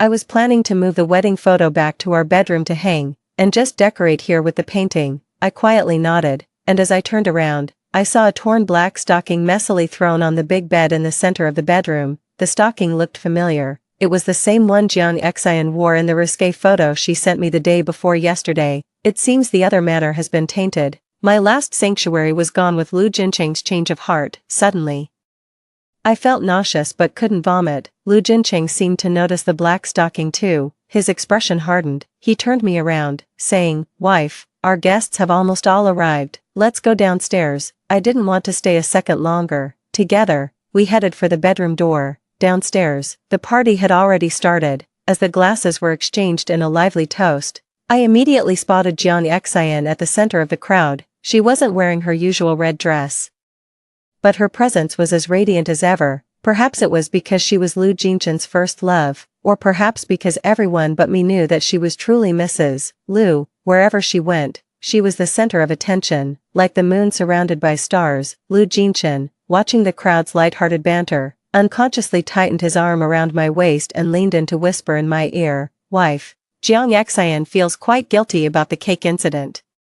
So she made it a point to attend your birthday party today. His voice was low, yet loud enough for Jiang Xian to overhear. Jiang Xian shook her wine glass at me. Mrs. Liu, I'm really sorry about the cake. Her apology lacked sincerity and seemed more like a provocation. Under the watchful eyes of the crowd, I returned her gesture with a cool smile. It's alright. It seemed Lu Jinchen preferred to keep me away from Jiang Xian. After making some polite conversation with friends, he thoughtfully escorted me to a temporarily arranged resting room, claiming he was worried I'd get tired, and said he would call me when it was time to blow out the birthday candles. I had already lost interest in the celebration and planned to leave through the back door. Unexpectedly, I overheard Lu Jinchen's angry voice near the pool. What exactly do you want? Do you enjoy making my life difficult? I turned to look and saw Lu Jinchen pinning Jiang Xian against a wall. His hand tightly clasped around her neck, his face as cold as ice. Yet Jiang Xian was not afraid. She gently lifted his lip with her slender fingers, her smile teasing. Lu Jinchen, what era do you think this is? Keeping both a wife and a mistress? What do you mean? He growled. What I mean is, you can't hide the truth forever. Sooner or later, Su Wanyue will find out her marriage certificate is fake. So you purposely came to the villa and left those traces intentionally. I love you too much. His handsome face darkened. Jiang Xian, if you want to play it this way, then we, Chen. Jiang Xian placed her finger on his lips, her expression softening. I know Su Wanyue has helped you and you want to repay her, but this isn't the way to do it. You're just hurting her. If you really want to make it up to her, give her some money and let her leave Jiang City. I believe she'll understand that a forced melon isn't sweet and will agree to leave. Lu Jinchen's expression turned icy. I won't let Wanyue leave me. I'm warning you. Today is Wanyue's birthday, and I won't allow you to cause trouble or hurt her. He gritted his teeth, pushed her away, and turned back to the house. Under the swaying shadows of the trees, Jiang Xian suddenly laughed. She twirled a strand of hair by her cheek and raised her voice. Miss Su, you've really surprised me. Not as much as you have, I replied. Stepping closer to her, she turned her head to look at me. Sarcasm clear in her eyes. Miss Su, I don't understand why you're still with him. He neither marries you nor loves you, and lately, he's even been less intimate with you, hasn't he? If I were you, I would have left with dignity a long time ago. No, you wouldn't have. I retorted, meeting her mocking gaze with a cold laugh. Miss Jiang, knowing full well he had a girlfriend and was committed, you still flew back from abroad to cling to him. That clearly shows you're the one who lacks tact. Miss Su, isn't the fake marriage certificate and the time he spent with me lately enough to prove his feelings for me? If that's not enough, she stepped closer to me, her eyes gleaming with malice as they swept over the nearby swimming pool.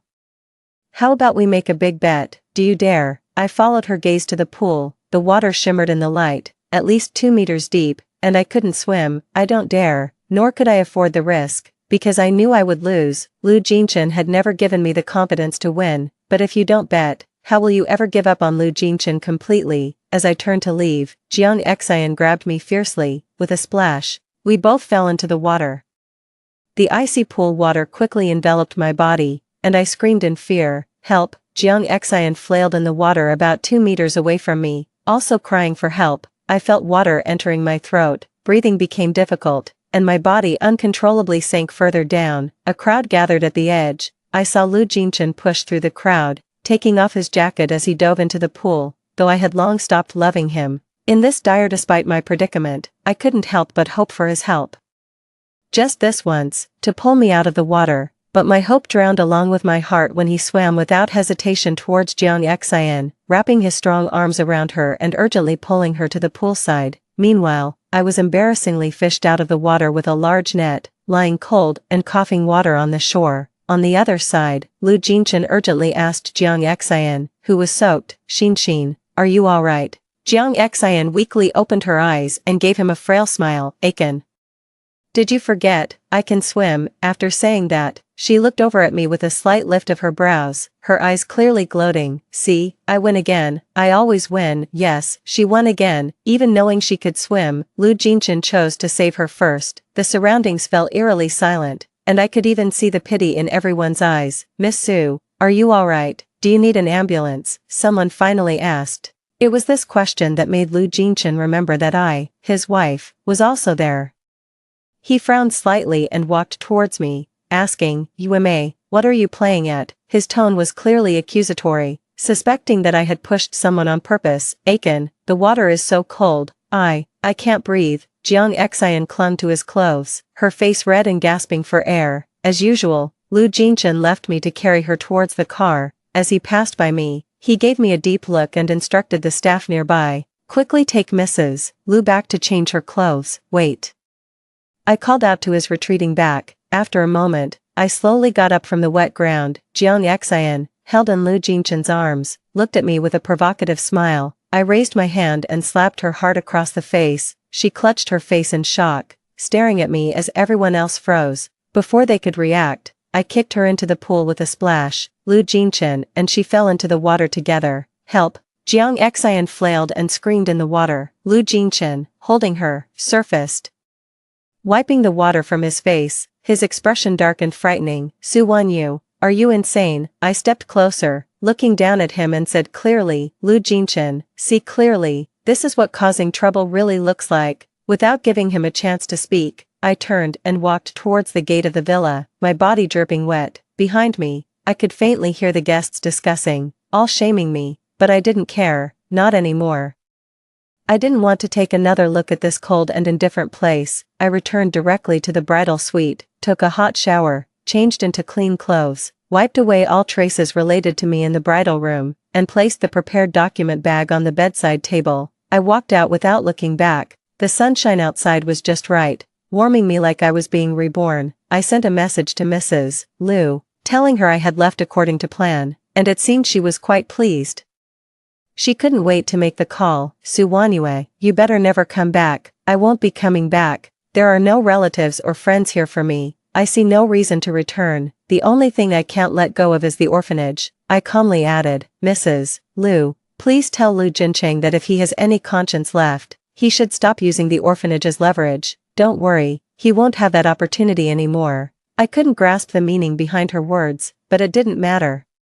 After hanging up the phone, I turned off my mobile and removed the SIM card, throwing it into a nearby trash can. From now on, Lu Jincheng will no longer be a part of my world. For the first time, Lu Jincheng found Jiang Xian sobbing annoying. It was also the first time he didn't feel sympathy for her tears. Instead, his mind was haunted by the image of Su Wanyue, soaking wet. Turning away with eyes full of scorn and determination, this unfamiliar Su Wanyue frightened him a bit, and naturally, his heart was in turmoil. He picked up his phone and walked towards the hospital room door. Jiang Xian quickly grabbed him, her eyes tearful. "Aichen, don't go. I'm scared." "What are you scared of?" Lu Jincheng looked down at her. "I'm scared. If Su Wanyue doesn't kill me the first or second time, there might be a third." "Is Su Wanyue that kind of person?" Lu Jincheng seemed to be questioning himself more than her. He wasn't so sure anymore. Jiang Xian felt a chill in her heart, but still. She put on a terrified face. "Aichen, what do you mean? Don't you believe what I said?" "I just find it hard to believe that Su Wanyue would hurt people." In his mind, Su Wanyue was kind enough to shield the orphanage children from hardships despite her mango allergy, kind enough not to even step on an ant in the yard, yet recently, she's been frequently harming Jiang Xian, attacking her violently. It didn't make sense. "Xin, I hope you are also kind," he said sternly, and then walked out of the hospital room to the hallway to call Su Wanyue. The first call didn't go through. He tried again, still no answer. So, he switched to sending a message. "Wanyue, are you alright?" Just as the message was sent, a red exclamation mark appeared in the chat. His heart felt seared. He immediately sent another message. "Wanyue, have you taken a warm bath to warm up your body? I asked Sister Chen to make you some ginger soup to prevent a cold!" Exclamation marks. All read. Lu Jincheng felt a bad premonition rising. He thought for a moment and then called Sister Chen. Since Su Wanyue didn't like having strangers at home, Sister Chen was just a part-time helper who rarely came. She knew nothing about Su Wanyue's whereabouts. Just as Lu Jincheng was about to head home to look for her, a female doctor in a white coat approached him, greeting him respectfully. "Mr. Lu, are you here for Mrs. Lu's prenatal checkup?" "What prenatal checkup?" Lu Jincheng thought he had heard wrong. The doctor smiled warmly. "That day after finding out about the pregnancy, I asked Mrs. Lu to come back for a checkup in a week. I was about to call her since she hadn't shown up." Lu Jincheng felt as if his brain had exploded. His whole being was stunned. Wanyue was pregnant, but why hadn't she told him? And she had just fallen into the water. Thinking of her crawling by the poolside, shivering from the cold, Lu Jincheng regretted his actions deeply as he slapped himself in frustration. He quickly walked towards the elevator, frantically redialing Su Wanyue's phone over and over again. The sunset was warm, but as Lu Jincheng stepped into the bridal chamber, an involuntary shiver ran down his spine. The sprawling villa felt empty without the joyful greeting from Wanyue, without the scent of a home-cooked meal wafting through the air. The entire house was chillingly cold, weakening him to his core. A growing sense of dread filled his heart. As he strode upstairs, he called out loudly, "Wanyue, Wanyue, are you home?" The only response was the echoing silence of the rooms. Entering the bedroom, he noticed half of the belongings were gone. The couple's photos on the bedside table, the little ornaments he had given to Su Wanyue, and the skincare products on the vanity, all were missing. He rushed into the walk-in closet only to find that aside from his clothes, none of Su Wanyue's garments remained. It was clear, she had left. He slumped onto the sofa in defeat, his gaze drawn to the envelope on the coffee table. Eagerly, he opened the folder, and a thick stack of colored printouts fell out. There were screenshots of Jiang Xian's recent social media updates, provoking messages she sent to Su Wanyue on WeChat, and the truth about his car accident from years ago. Only now did Lu Jincheng realize that his accident had been orchestrated by Jiang Xian's former lover. After Jiang Xian had gotten together with him, she wanted to break up with her ex-boyfriend, who, in a fit of rage, drove into them. He had gone blind trying to save Jiang Xian, who then coldly left him for her boyfriend and moved abroad as soon as she learned of his blindness. Though they married overseas, their life was far from happy. Once she heard about his vision restoration, she immediately reached out to him, and on that very day, he and Su Wanyue were supposed to register their marriage. Distracted, he committed the gravest mistake of his life by secretly obtaining a fake marriage certificate. He had fallen into Jiang Xian's trap from the very start. Wanyue had known all along that the marriage certificate was fake. Holding the folder tightly, his entire body trembled as he saw the abortion paperwork at the bottom. Wanyue had not only kept her pregnancy from him but had also secretly terminated it. She must have been utterly disappointed in him, and yet, he remained oblivious, continuously deceiving her, repeatedly crossing her boundaries. Suddenly, he felt like a fool, a ridiculous fool. After sitting on the sofa for a long while to collect himself, he remembered to call the orphanage, Wanyue's only support in Jiangqing. They would surely know her whereabouts. The orphanage director didn't hide the truth. She told him directly that Wanyue had left Jiangqing and would never return. He couldn't believe it. He refused to accept it because Wanyue had often spoken highly of how well the orphanage director and the children treated her, and how much she loved everyone there. How could she bear to leave them behind? The director sighed. "Mr. Liu, Wanyue loves us, and we love her too. That's why we support all her decisions, including her initial challenging choice to marry you. Director, could you please tell me where Wanyue has gone?" "I'm sorry, Mr. Liu, she didn't say, and we don't know." Realizing that the director was about to hang up, Lu Jincheng became desperate. "It's impossible. Wanyue loves you so much. She couldn't have left without telling you her whereabouts. Please tell me. I have something I need to say to her." Before he could finish, the director interrupted him gently. "Mr. Liu, Wanyue is a human being, not some emotionless animal. I can't endure such torment from you. Please have some dignity." The next second, all that was left was the dial tone of a disconnected call. Lu Jincheng clenched his phone. His heart felt as if it was being strangled, the pain suffocating him. The best Yaya in the world, he had never thought of giving up on her, nor did he want to just miss out on her. But he had no idea where to start looking for her. His steps were clumsy and faltering, each step taken with regret and helplessness. When Jiang Xian saw him, she saw his pale face and his utterly lost demeanor. "Chen, where have you been?" She hid her guilt, feigning frailty as she leaned into his embrace. "Chen, don't leave me behind. I'm so scared." Lu Jincheng looked down at her. The woman before him was clearly full of deceit. Why couldn't he see through her? Could it be that his eyes were blind? And his heart as well? Jiang Xian, unnerved by the coldness in his eyes, began to speak more cautiously. "Chen, what's wrong?" Lu Jincheng handed her the document folder he was holding. Jiang Xian hesitated before taking it. As she saw the contents of the documents, her face abruptly changed and she shook her head in denial. "This isn't my account, nor did I send these messages." "Chen, what are all these about? Ex-boyfriends?" I don't know any of them, before she could finish. Lu Jincheng kicked her away. She writhed in pain on the ground. Lu Jincheng stepped forward, his hard shoe sole pressing down on her head. The woman he had once cared for was now nothing more than dirt in his eyes, venomous like a serpent. Even glancing at her made him feel sick. Jiang Xian, listen to me. If anything happens to Yaya, I will make your life a living hell. Jiang Xian looked up at him in terror. Gradually, she began to laugh sadly, unretainable.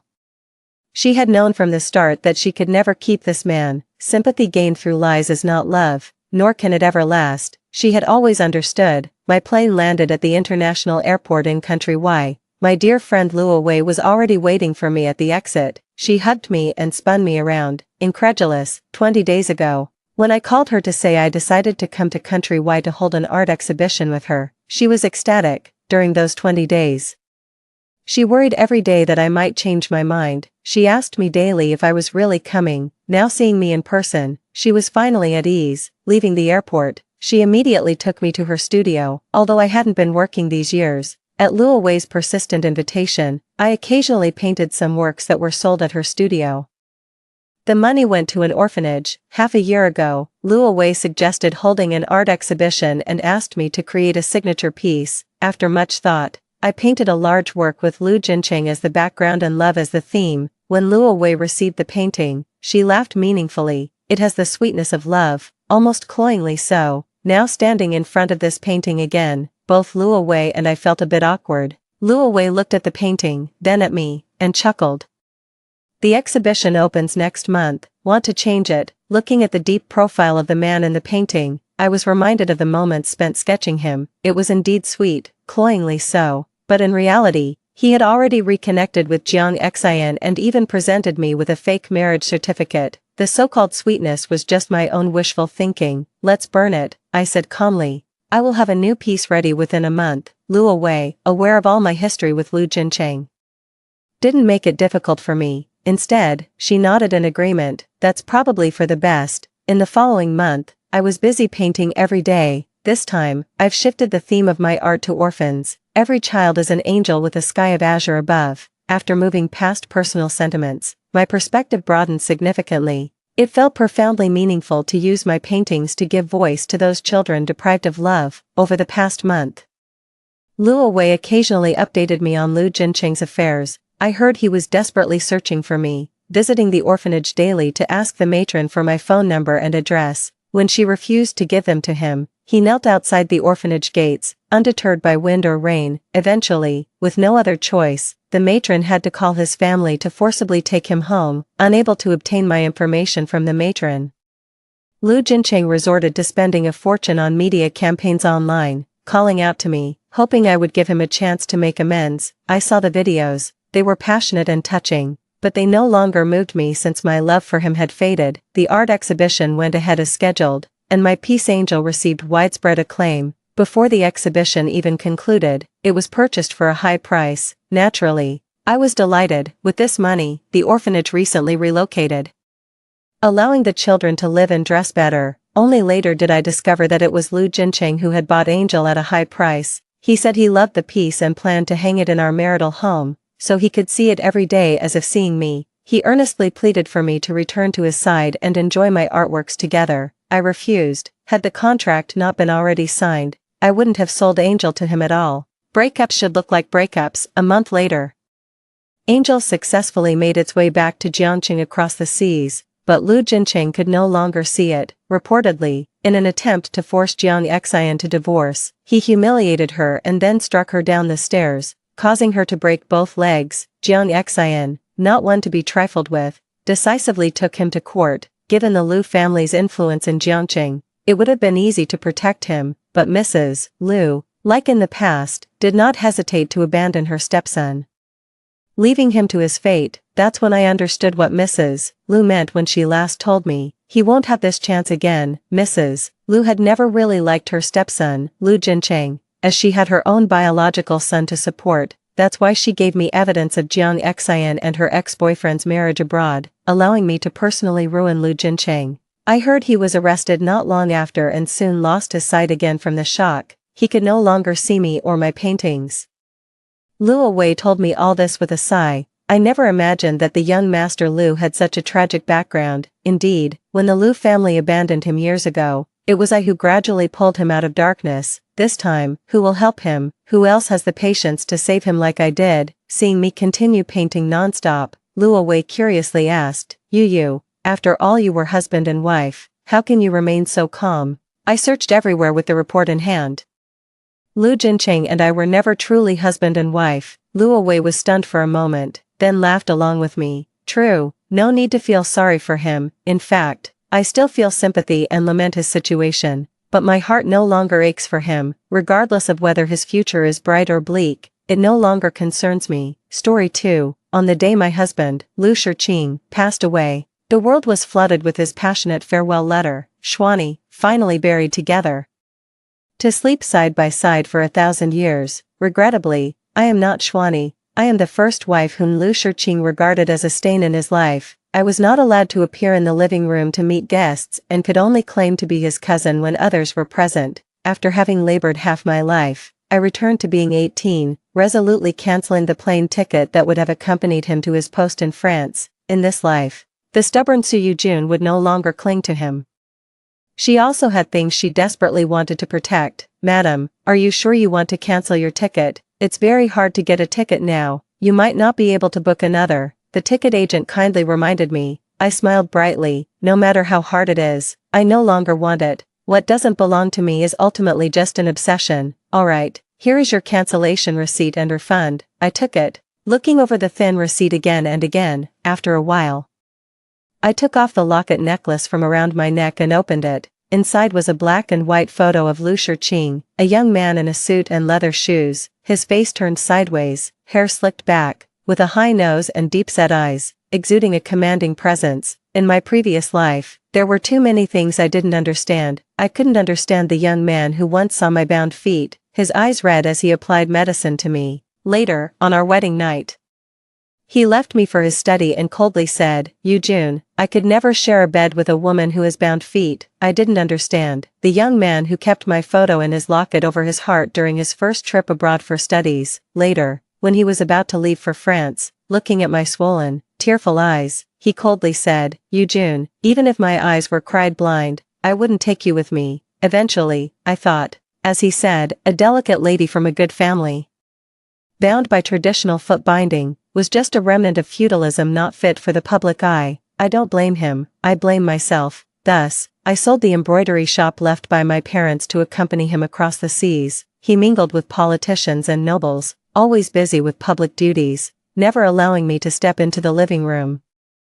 I learned to dress fashionably, even unbinding my feet, enduring excruciating pain to learn dancing. But when I appeared at the banquet, I saw him dancing one dance after another with a dazzling woman, his arm around her waist. His eyes held a depth of affection I hadn't seen in a long time. When others asked who I was, he coldly replied, a cousin from home, and that woman was the wealthy Miss Tang Xuani. They both worked in the Foreign Affairs Department, one a rising diplomat, the other a well-born etiquette officer. His secretaries said that the diplomat, who usually kept his distance from women, had found his first love, yet every night, it was I, his so-called cousin, who shared tender moments with him. That day, I touched my stomach and smiled gently. Shiqing, we're going to have a child, I thought. Surely now he must see me as his wife. But Lu Shiqing, who was writing at his desk, trembled with his pen in hand. He looked up icily and said, get an abortion.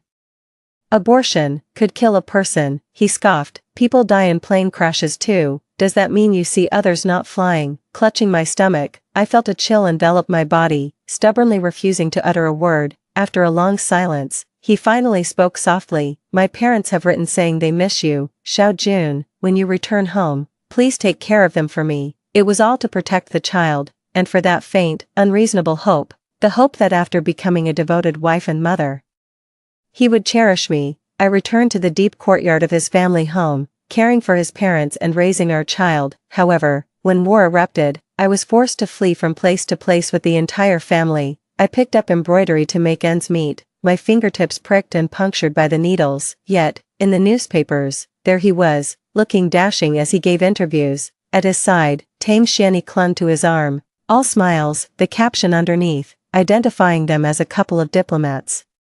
Stung more sharply than any needle. Worried about my parents, Lu Shiqing hurried back to our country, but at that very moment, Tang Xianyi died in a bombing in Paris. The news hit him like a bolt of lightning, and he collapsed into a chair. For the decades that followed, all he offered me was cold indifference. He ignored even our child. In his final years, bedridden, I cared for him with my own aged hands, accompanying him on his last journey, yet, in his clenched hand, until the end, was a necklace holding not a picture of me but of his long-deceased first love. She had never given him anything, dying in her prime, yet she lived on forever in his heart, and I, who had labored half my life and loved him deeply, did not receive a single mention in his will. Fortunately, there was still half a month before the plane took off. There was still time. I discarded the photo and folded the ticket refund, placing it inside the necklace instead. Back at the mansion where Lu Shiqing and I had lived together, I told the old butler that the embroidery shop was not for sale and instructed him to prepare a set of embroidery frames. A fire 7 years ago had taken my parents and brought our 300-year-old Su family embroidery shop to its knees. In a previous life, a famous actor from Shanghai had requested a costume for Farewell My Concubine and had sought the best craftsmanship from various shops. I had wanted to try but gave up because I went abroad with Lu Shiqing. Now, securing the favor of a renowned actor was crucial for the revival of the long-silent embroidery shop. A car horn sounded outside. Looking up, I saw Lu Shiqing walking in. He was dressed in a shirt and a cashmere vest, his trousers neatly covering his long legs. His features were handsome, and a faint smile played on his lips. Tang Xianyi, in a delicate lace dress, clung to his arm. Shiqing, I haven't had enough of the dance at the party, would you dance some more with me? She asked sweetly, her fair face flushed with the glow of alcohol. Taking his hand, she twirled into his embrace. They stepped inside, laughing, but stopped abruptly upon seeing me. I was stunned. In my previous life, I had shut myself away, spending days learning French, so I hadn't known that they were already so close. I put down my needlework, stood up, and decided to leave. Tang Xianyi blocked my way with an outstretched hand. Shiqing, who is this? Lu Shiqing's face was stern, his prominent nose casting a harsh shadow. She's my cousin. Rather than waiting for him to speak, I decided to introduce myself. A flash of surprise crossed Lu Shiqing's face before he responded softly, Yet Tang Xianyi was relentless, tugging at my sleeve and covering her mouth with a giggle. She said, Shiqing, is this the cousin you're taking to France? Aren't you afraid she might end up as an exhibit in the Louvre, dressed in a traditional embroidered cheongsam? She regarded me as an old relic. I brushed her hand away. She pointed at the hem of my dress as if she had seen a street rat, exclaiming in shock, my God, does your family still practice footbinding? Isn't that foul? Lu Shiqing, arm around her shoulders, walked on, his tone indifferent. Don't touch her, you'll dirty your hands. I paused in my steps. They thought they could mock me freely in French, assuming I wouldn't understand, but would their condescending gestures not hurt me, even if I hadn't learned French in my past life? Later that night, Lu Shiqing came to my room, with a bunch of lilies in hand. He naturally placed them in the vase on the table. Seeing me sitting by the embroidery frame, threading a silver needle and ignoring him, he settled himself down and said coldly, Su Yujun, I'm giving you these flowers. Glad that you understand your place. You pushed me to the edge with your threats until I agreed to take you to France. Don't expect anything beyond that. I didn't even look up. Are you done? If so, please leave. Suddenly, he grabbed my wrist. Lu Shiqing looked down at the needle in my fingers, his brows furrowed. The embroidery studio is going to be sold. Why continue embroidering? It'd be better to learn some French phrases. Even as a cousin, don't embarrass me. His strong perfume tickled my nose. I replied lightly, understood. I was unusually compliant, no longer as tearful as before. Lu Shiqing's expression softened. Tomorrow, we'll go to Anha Mall to buy some clothes and jewelry. I'll pay for everything. You can't possibly go to France looking so rustic and vulgar, can you? I looked at the pleated skirt embroidered with blue and white designs, meticulously stitched by my mother. So elegant and exquisite, but such is human nature. When he doesn't love you, even if you are dressed in a bridal gown, it is still terribly wrong. I responded indifferently and waited for Lu Shiqing to leave. I opened the necklace at my chest, looking at the date on the return ticket. Only 14 days left, just endure a bit longer. I didn't want to cause any trouble before the flight.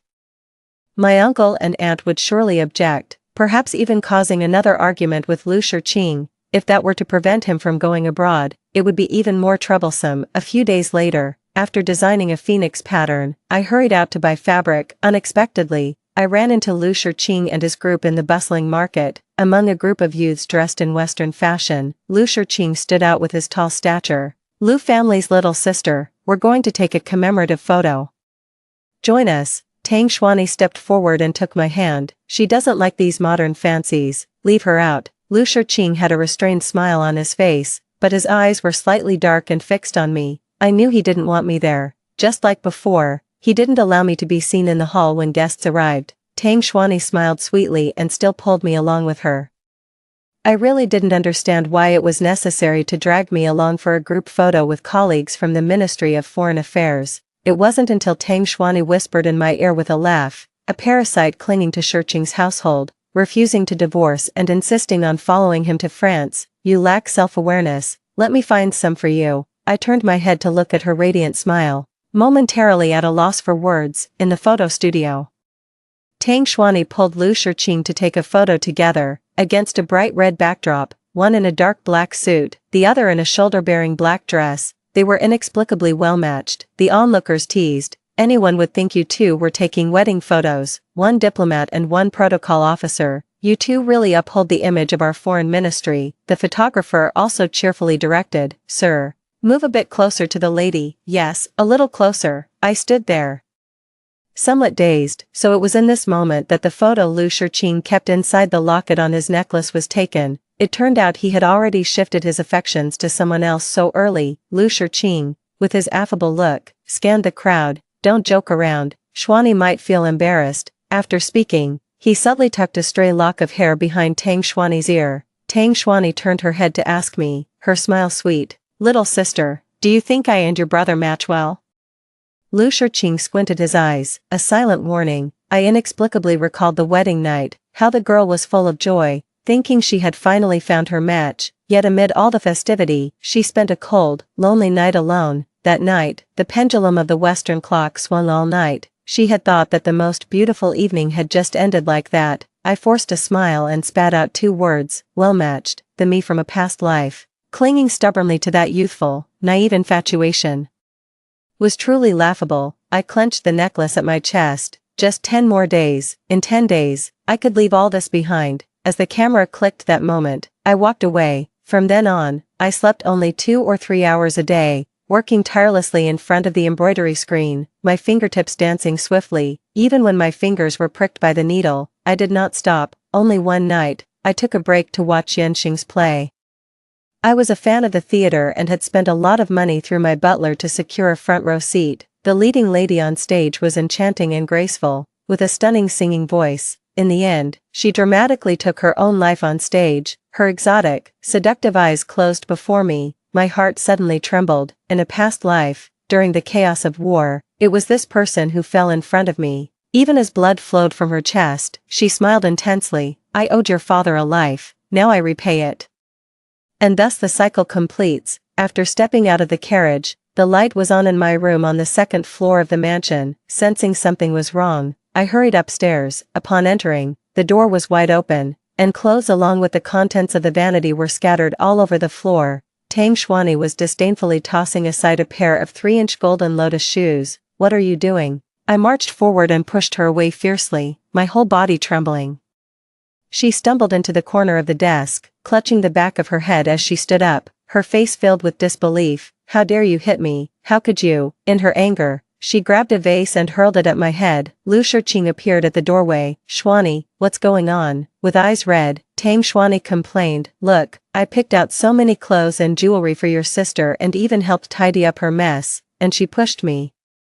Only then did I notice the pile of shopping bags in the corner. Lu Shiqing coldly addressed me. "Su Yujun, you were the one insistent on going to France. You can't dress yourself properly. Xuanyi kindly chose for you, and you turn around and bully her." I looked down at my soaked clothes and touched the wound on my forehead, my voice chilling. "Who asked for her help? Also, these are not trash." I pointed to the hairpins scattered on the floor. "This hairpin is..." I paused. It was a gift from Lu Shiqing when he was 15, but it seemed no longer important. He couldn't see how I cherished these items now strewn across the floor. He couldn't see the swelling on my forehead or my disheveled appearance. What was the point in saying these things? I issued an order for her to leave. I'll accept the gift, Miss Tang. But please refrain from entering my room without permission in the future. But Tang Xuanyi was relentless. Shurqing, I tried to be kind, and I got hit. And your sister didn't even apologize. She pointed at the necklace on my chest. I've given her so many things. Asking for this old necklace isn't too much, is it? In that moment, I understood why she was so generous. She must have known the significance of this necklace and thus aimed to take it. I clutched the necklace tightly, refusing to let go. No, this is where I draw the line. Now, to me, it symbolized a new beginning. Lu Shurqing stepped forward, his tall figure imposingly trapping me in a corner. Yu Jun, this is the one thing you cannot covet. I shook my head. This has nothing to do with you, he scoffed, then handed over. Just as he reached out for it, I whispered, Shurqing, what if your parents knew? He paused, a look of disgust flickering across his face. Is it fun for you to always use them as a threat? I breathed a sigh of relief. Once they left, I immediately asked the butler for the keys and locked the door. Fortunately, the embroidery was undamaged. Suppressing my shock, I continued to embroider. 5 more days. The day Lu Shurqing leaves would coincide with the day Yanxing selects the embroidery. The night before the 4th day of their departure was the anniversary of my parents' death. That night, I slept uneasily, haunted by nightmares of my past life. Waking up groggy and feverish in the morning, I asked the butler, where has the young master gone?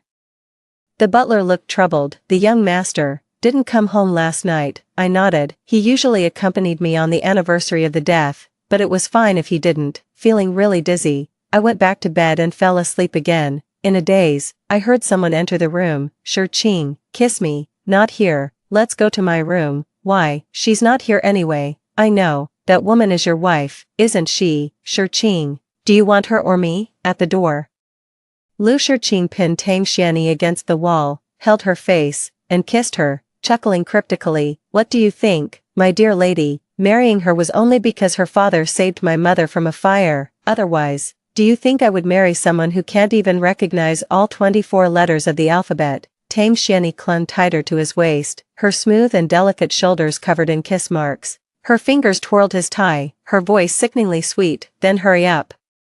I was so drunk last night, I can hardly remember. Take advantage of her being out at the cemetery. We can have some fun. I really wasn't in the mood for such a spectacle. I coughed loudly. At the same time, the butler knocked on the door. Madam, the medicine is ready. Please have some. The two looked embarrassed. I got up without glancing at them, opened the door, and took the medicine from the butler. Lu Shurqing then asked, are you sick? I took a spoonful of the medicine, the bitterness furrowing my brow. Please leave, both of you. You've dirted my sight. Lu Shurqing moved forward, but Tang Xuanyi tugged at his sleeve, biting her lip. She looked aggrieved. Shurqing, I'm sick too. I drank too much last night and still feel dizzy. Lu Shurqing anxiously touched her forehead, checked her temperature, and sighed in relief. I'll take you to the guest room to rest. It was a long while before Lu Shurqing returned. He touched his lips lightly, coughing twice. Miss Tang, after all, is a guest. What did you hear? Holding a silver needle, I replied nonchalantly. I only woke up when the butler came in. Why, did something happen? Relieved, he moved closer, wanting to touch my forehead. When did you get sick? Why didn't you say anything? I stepped back to avoid him. Cousin, you're overstepping. He withdrew his hand, his expression darkening, and he left, feeling slightly better. I asked the driver to take me to the cemetery alone.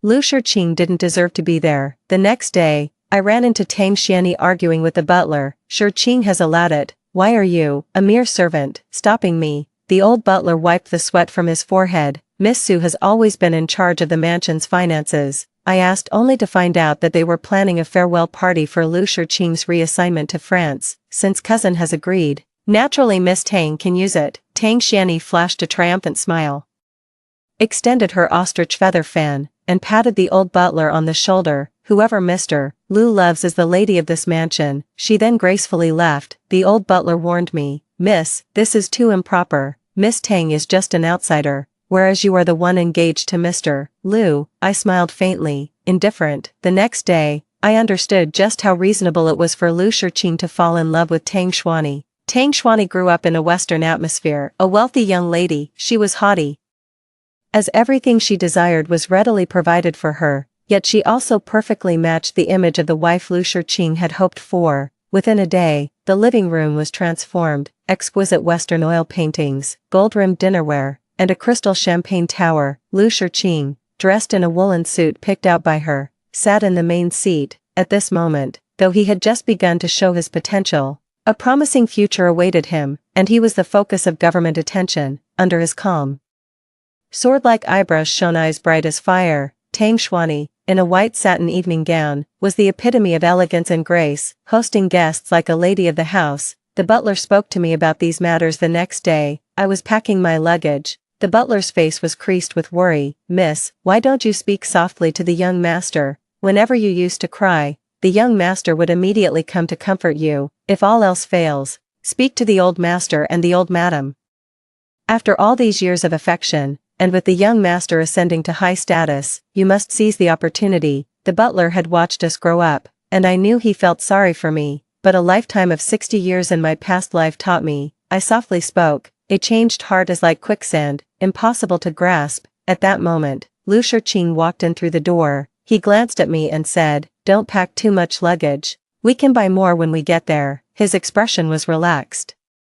Seemingly in a good mood, he walked straight to the bookshelf and picked out a French beginner's book. "How are you doing with it? Have you learned to greet yet?" I looked at him, somewhat puzzled. Lu Shiqing had a natural talent for languages, fluent in several. During his time at the church school, the principal personally praised him as the most outstanding youth since the school's founding. In my previous life, I had asked him to teach me. He was cold and distant, not only refusing to teach but also mocking me. Recalling that, to avoid revealing anything, I still responded with a few polite phrases. Lu Shiqing nodded. "Since you insist on following me, show some effort." He said this as his gaze fell on an embroidery frame, though he said nothing more. On the last day before, I went to the site of the embroidery workshop that had burned down years ago. The chill of early spring and the cool drizzle, holding an oil paper umbrella, I quietly watched the overgrown vacant lot. Memories flashed back. One moment, I was 7 years old, hiding under the embroidery frame with Lu Shiqing, secretly eating candy. Another, my mother was pressing me in front of the embroidery frame, warning me not to expect dinner until my embroidery was finished. Then, my father holding me as he felt new fabric. "Precious, let's leave.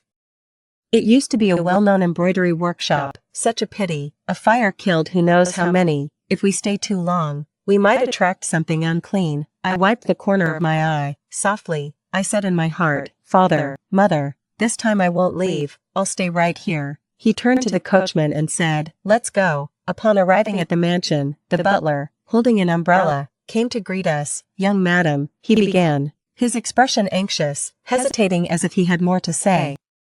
I lifted the hem of my dress and stepped over the threshold, reminding him, "Butler Lu, you got it wrong again." In that instant, as I looked up, my pupils constricted. On the hall table, the embroidery was cut into shreds. Tang Xuanyi was holding scissors, about to snip through the slender neck of a phoenix. "Stop," I shouted, feeling a rush of blood to my head. I hurried forward, tripping over my own feet and falling to the ground, as if she hadn't seen me. Tang Xuanyi cut off the phoenix's head and asked Lu Shiqing, who was sitting on the sofa reading a newspaper, "Shiqing, how about using this to make a handbag? I like it." I got up, furiously knocked the scissors from her hand, and clutched the ruined phoenix head to my chest. "Why must you take what belongs to others?" I cried, tears streaming down as I looked at the remnants of the phoenix on the floor. Tang Xuanyi stood up and stepped back, her lips curling. "You're crazy. It's just a piece of fabric. There's plenty more in the stores." I glared at her fiercely, walked up, and ripped the newspaper from Lu Shiqing's hands. "Why didn't you stop her? She may not understand." "But how can you not?" I screamed. He calmly removed his glasses and began cleaning them, lifting his thin eyelids. His indifference was palpable. "It was a gift. I'm leaving for France tomorrow. These things, they're not important." I trembled all over. The childhood friend who once treasured a single embroidered handkerchief had changed beyond recognition. He allowed others to destroy what I cherished. I slapped Lu Shiqing across the face, emphasizing each word. "To you, I'm no longer important either." Holding his reddening cheek, his eyes smoldered with anger, and after a moment, He forced a smile. Su Yujun, have you learned to play hard to get? I remained silent, suppressing all my emotions. I calmly asked the butler for a wooden box and packed the tattered fabric inside. As I walked to the door, someone grabbed my shoulder. The rain is getting heavy. Where are you going? I shrugged off the hand, took an umbrella next to the door, and walked straight into the rain. Behind me, Lu Shiqing's voice was low and deep. Su Yujun, if you keep this up, perhaps it's better not to take you along. See the young madam out. He paused, realizing his slip of the tongue, and added dismissively, let her make a scene. I clenched my skirt tightly, waiting for the judgment from the high platform of the stage. On a carved throne, a handsome man in a dark scholar's robe carelessly flipped through the pieces of fabric with his slender fingers. He looked up at me with his phoenix eyes and said, Miss Su, I don't deal in scraps. My heart sank, and I discreetly wiped my eyes with the handkerchief in my hand. I stood up and bowed. Sorry for the disturbance. So, come back in 10 days with an intact phoenix. I suddenly looked up and saw the man's cunning smile. I knelt and kowtowed. I thanked him for his help today and for saving my life in a past life, and for my father's past kindness to Yanxing, which brought about today's fate. I sewed day and night. This time, I moved straight into the new embroidery house, a narrow little house that had been vacant for a long time. Before I passed out, I heard a series of hurried knocks on the door. When I woke up, the last person I wanted to see was right by my side. Lu Shiqing frowned and asked, where did you run off to? Do you know how long I drove around looking for you? The flight is tomorrow. Stop causing trouble. I was extremely tired. Lu Shiqing, I'm not going. The air fell into a dead silence. Lu Shiqing touched my forehead and said, you're delirious. I pushed his hand away. No, I'm not. His gaze fell on the necklace at my chest, and he scoffed coldly. Su Yujun, don't think I don't know what you're planning. Don't go to my parents and play the victim. If it weren't for your father saving my mother in the fire, I would never have married you in this lifetime. I will take you to France as you wish. Just behave yourself and stop making a fuss. I'll come to pick you up tomorrow morning. The morning the plane was supposed to take off, Lu Shiqing arrived at the embroidery house as promised but didn't see the eagerly awaited figure he was hoping for. On the attic bed, the messy quilt indicated that the person who left was in a hurry. He punched the beam fiercely. Did she think that by disappearing, she could make him stay? Su Yujun was still the same, clinging to her childish stubbornness, refusing to grow up. He left the embroidery house and instructed the driver to go to the Lu family's old house. Su Yujun must have gone to beg her parents not to let him leave. Why didn't Yujun come with you? After his mother asked this, Lu Shiqing scrutinized her expression carefully. Only after confirming she wasn't deceiving him did he calmly reply, she's ill. He bid his parents farewell, maintaining his composure throughout. It wasn't until he returned to the car and trembled as he opened the suitcase on the back seat that his facade cracked. It was the luggage Su Yujun had prepared: pearl hairpins, a music box, a pocket watch. Each item was so familiar, all gifts he had once given her. He had thought that Yujun loved him too much, which is why she carried them with her. But on closer inspection, they were all gifts, not a single piece of clothing. Lu Shiqing's face darkened as he ordered the driver, go to the police station. He would go to great lengths to find Su Yujun. The driver looked troubled. Young master, it's almost time for your appointment with Miss Tang. Lu Shiqing glanced at his watch. Only 3 hours left until the plane took off. He took off his glasses and massaged his aching brow before scoffing at himself. He almost fell for her ploy. Wasn't this what she wanted to see? To watch him frantically search for her and then miss the departure time. Go pick up Miss Tang. As they approached the airplane's door, Tang Xuani looped her arm through his, looked up, and smiled. Shiqing, do you remember the Le Café du Commerce near our school, where we met during our study abroad? He forced a smile. I remember. He should be happy. But as the old city that carried all his youthful memories grew distant, it felt as though a piece had been carved out of his heart. He covered the birthmark on the back of his hand. The burning sensation from Su Yojuan's tears that had fallen on it seemed to linger still. Everything was Su Yojuan's fault. 8 days later, amidst the blind judging, my embroidery stood out. When Yanxing invited me to the high floor of the opera house and said those words, I cried tears of joy. Then everything spun around me. I was too tired. When I woke up again, I thanked Yanxing and went to the Lu family's old mansion. In the grand hall of the old mansion, Mr. Lu's teacup fell to the ground with a clang. Mrs. Lu came forward to help me up from my knees. Yujun, did Shiqing bully you? Mr. Lu angrily said. I will write a letter to call him back right now. I shook my head. Yujun realizes that she and Shurqing are no longer of one heart. Yujun is sorry for the 7 years of care from uncle and aunt. I didn't want Mr. and Mrs. Lu to know about the entanglement between Shurqing and me. I had already understood clearly, Shurqing was good in every aspect, but he just shouldn't be my husband, that's all. It took a few days for Mr. and Mrs. Lu to accept, and they finally acknowledged me as their adopted daughter. I wonder what Shurqing's reaction would be when he finds out that I really became his sister. He must feel relieved. 17. When I received the first letter from Shurqing, I had already restarted the Su family embroidery workshop and just took a big order. Mrs. Lu brought out the letter at the dinner table, the urgent letter stamped with the embassy seal, and a plane ticket. Mrs. Lu took my hand. Yujun, Shurqing is waiting for you to go. I was in a daze. Why would Shurqing want me to go? I didn't open the letter nor take the plane ticket. Mother, I am your daughter now. Mrs. Lu's eyes reddened, but she smiled. It's Shurqing who doesn't deserve you. 18. I saw Shurqing again 2 months later. After the curtain fell, the young actor invited me upstairs. Yanxing had removed his stage makeup but was still wearing his costume. His long hair was loosely draped, lazily leaning on the royal chair. Seeing me, he got up and smiled. I really like this outfit. I was stunned, dazzled by his beauty. It took a while before I replied, as long as you like it. After a month, Yanxing mentioned a business I was recently discussing. That boss, he happens to be a personal friend of mine. I firmly refused.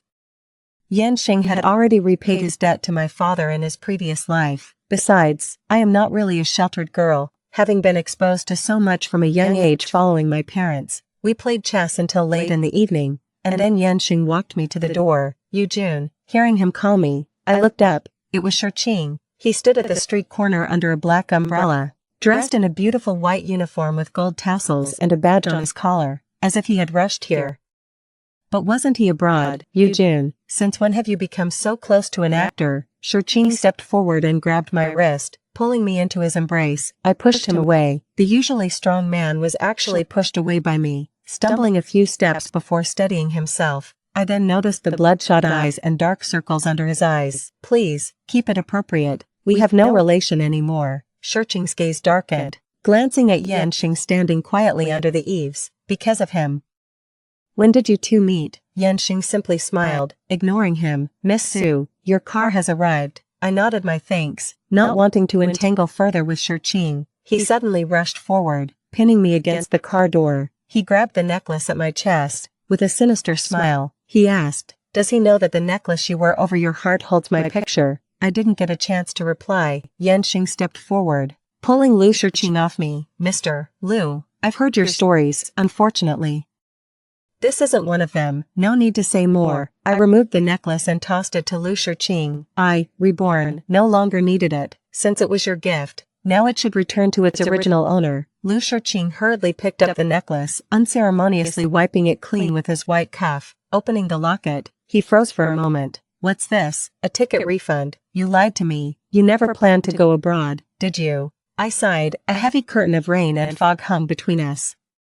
I did think about it once, but now, I truly am free of burdens. Lu Shurqing clenched the necklace, his wet hair plastered over bloodshot eyes. From then on, I devoted myself to expanding and strengthening the embroidery workshop. During the war, I sheltered widowed women. I taught them embroidery to support their families. Sue's embroidery workshop grew more renowned. Eventually, our products were even included as state gifts to the British royal family. Over the years, I often read the newspapers, seeing Lu Shurqing upright and honorable, earning glory for our country. Each time, I breathed a sigh of relief, fearing that the butterfly effect I caused might have an impact. I thought that I had no further ties with Lu Shurqing, until one late night, a call from the presidential office came. His secretary was on the line. Mr. Lu Shurqing was in a plane accident, his life hanging by a thread. He keeps uttering your name. Please come quickly. After hanging up, I immediately set out. Government vehicles picked me up at the agreed location. When I arrived, the hospital corridor was already filled with familiar faces from newspapers and business dinners. Lu Shurqing, with tubes all over him, his neatly combed hair from the newspapers now in disarray across his forehead. Seeing me, a spark lit up in his dark eyes. Yujun, you came after all. I sat by his bedside, silent for a long moment before speaking. Shurqing, you need to live. Your parents were just talking about you yesterday. They miss you." Under the blanket, his chest heaved as Lu Shiqing asked in a low voice, "And you?" My gaze passed over him, resting on the heart rate monitor on the other side. Softly, I spoke, "Mr. Diplomat, more than anyone, I want you to live." Suddenly, Lu Shiqing grasped my hand, his grip strong. "I promise you, I will live." "Eugene, will you come again?" Looking into his reddened eyes, I suddenly remembered something and asked, "What about Tang Xuani?" Lu Shiqing's voice turned indifferent, as if speaking of someone insignificant. "Why mention her? It seems she died in Paris 3 years ago. In this new life, Tang Xuani's fate remained unchanged. Afterward, I visited Lu Shiqing regularly, like clocking in for a job. I learned from others that over these years, Lu Shiqing returned to the country once a month amid his busy schedule. What was he doing? Opinions were divided. I recalled the familiar figure I saw outside the embroidery shop, somewhat incredulous. On the day Lu Shiqing was discharged from the hospital, he resumed his role as a dashing diplomat. His personal secretary was tying his tie, and he turned his head, animatedly describing the future to me. "Eugene, how about I take you to England? I've planned our wedding. I want to ask the Earl to send a congratulatory letter." "Shiqing," I couldn't help but interrupt him. "Don't come looking for me anymore."